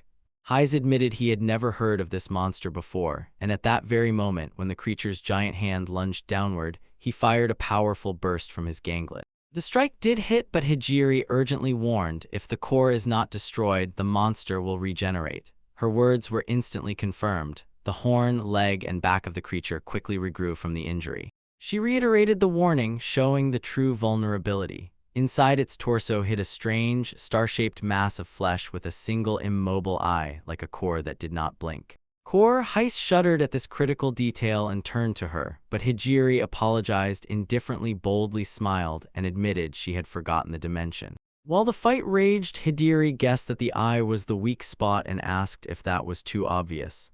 Heist doubted, but admitted, since she could not think of anything else, they had to trust it. The attempt ended in a catastrophic transformation. The creature dissolved and reassembled into a grotesque tangle of monstrous parts, crackling with dark power. Geist, staring at the new, much scarier enemy, only snorted weakly from helpless fear, while Hijiri declared that this was the absolute cost. The worst, later during a moment of rest, a spray from the showerhead hit the air. Hijiri's voice rang with pure amazement, saying that Heist would bring such a thing. To this, he calmly replied that this was to be expected. She luxuriated under the warm streams of water, but the relief was tinged with irritation. She loudly emphasized that she had packed and prepared absolutely nothing, although she knew they were entering one of the hardest dungeons. She says that she did everything she could, trying to compensate, as it seems to her, for her own weakness and put everything into it. Heist listens carefully but questions her confidence and immediately reminds her she is incredibly strong. Hijiri adds, unlike her, he seems capable of anything, not to mention that he is also a good singer. To the cook, no, he sent the story, and she listens in surprise, after which she shares her past. It turns out that earlier she carried all the non-combat work for the former team, and only after she was kicked out did she have to uncover her hidden abilities and become strong. Longer, he thinks to himself, if he were her partner, he would never have kicked her out. He wonders if he himself relaxed the guard because of her carefree, simple nature. Meanwhile, Hijiri is overwhelmed by a wave of nostalgia for her early days as an adventurer, and she asks for some wa. In response, Heist admits he also let his guard down before pouring a bucket of ice water on her. It is clearly visible that he hears the echo of her scream right in the tent while she yells from the sudden, sharp cold. After a short rest, they moved deeper into the dungeon. Having gotten outside, they came across a strange, park-like area where many small white creatures with simple, smiling faces were crowding. Fully dressed, they crossed the human space. Hijiri complains about the stifling heat, and Heist openly asks what kind of strange nature this particular dungeon has. Their track cuts off halfway and both of them suddenly freeze. Shocked disbelief in their eyes, this has appeared before. Far ahead looms an unthinkable sight. A disabled giant amusement park with a tall Ferris wheel and a skeletal frame of a roller coaster attraction. Staring intently at the structure, Hijiri wonders aloud himself to dream. If this is another building from another world, separate from the floors above it, then it might hint that the dungeon boss is possibly ins. The back as if an answer, an incredible roar rises from inside the park. His face hardens, determination flashes in his gaze. The kidnapping confirms her suspicion, and he declares that they will go forward. They stepped into the eerie silence of the abandoned amusement park. Above the rotten carousel hung a bony Ferris wheel. A painted horse froze in flight amid a dusty haze and up. Neglect, making their way through the bizarre landscape, Heist soon noticed another strange detail. From beyond the shadows came a steady voice he did not expect to encounter people here. That voice immediately raised the alarm among them. Somewhere high above their heads on the roof, a figure with horns and a tail sat astride it, uttered false greetings for their progress and declared that they, as it was. Hijiri demanded to know who this stranger was. The figure, now revealed as a demon in an exquisite suit, pretended to apologize for bad manners and, bowing slightly, introduced himself as Russionate from the Great Demon Art. Race? Heist shuddered. He realized it was a demon. Roshanin continued rummaging in Mixaro as if unwilling to surrender before everything ended, then declared that they would serve his food to his dear pets. While he spoke, Heist sensed something. Approaching, the entire park was shaken by an incredible roar. The ground split beneath their feet. A monster appeared, multi-headed, with convulsively curved necks and jaws that snapped. It was a true nightmare of flesh and scale. The colossal creature towered over them. Hijiri screamed and muttered about a mass of slimy creatures while the robber froze motionless in shock, identifying it as an 8-headed dragon. From that place, the demon Russionate watched them intently with a wide, predatory G.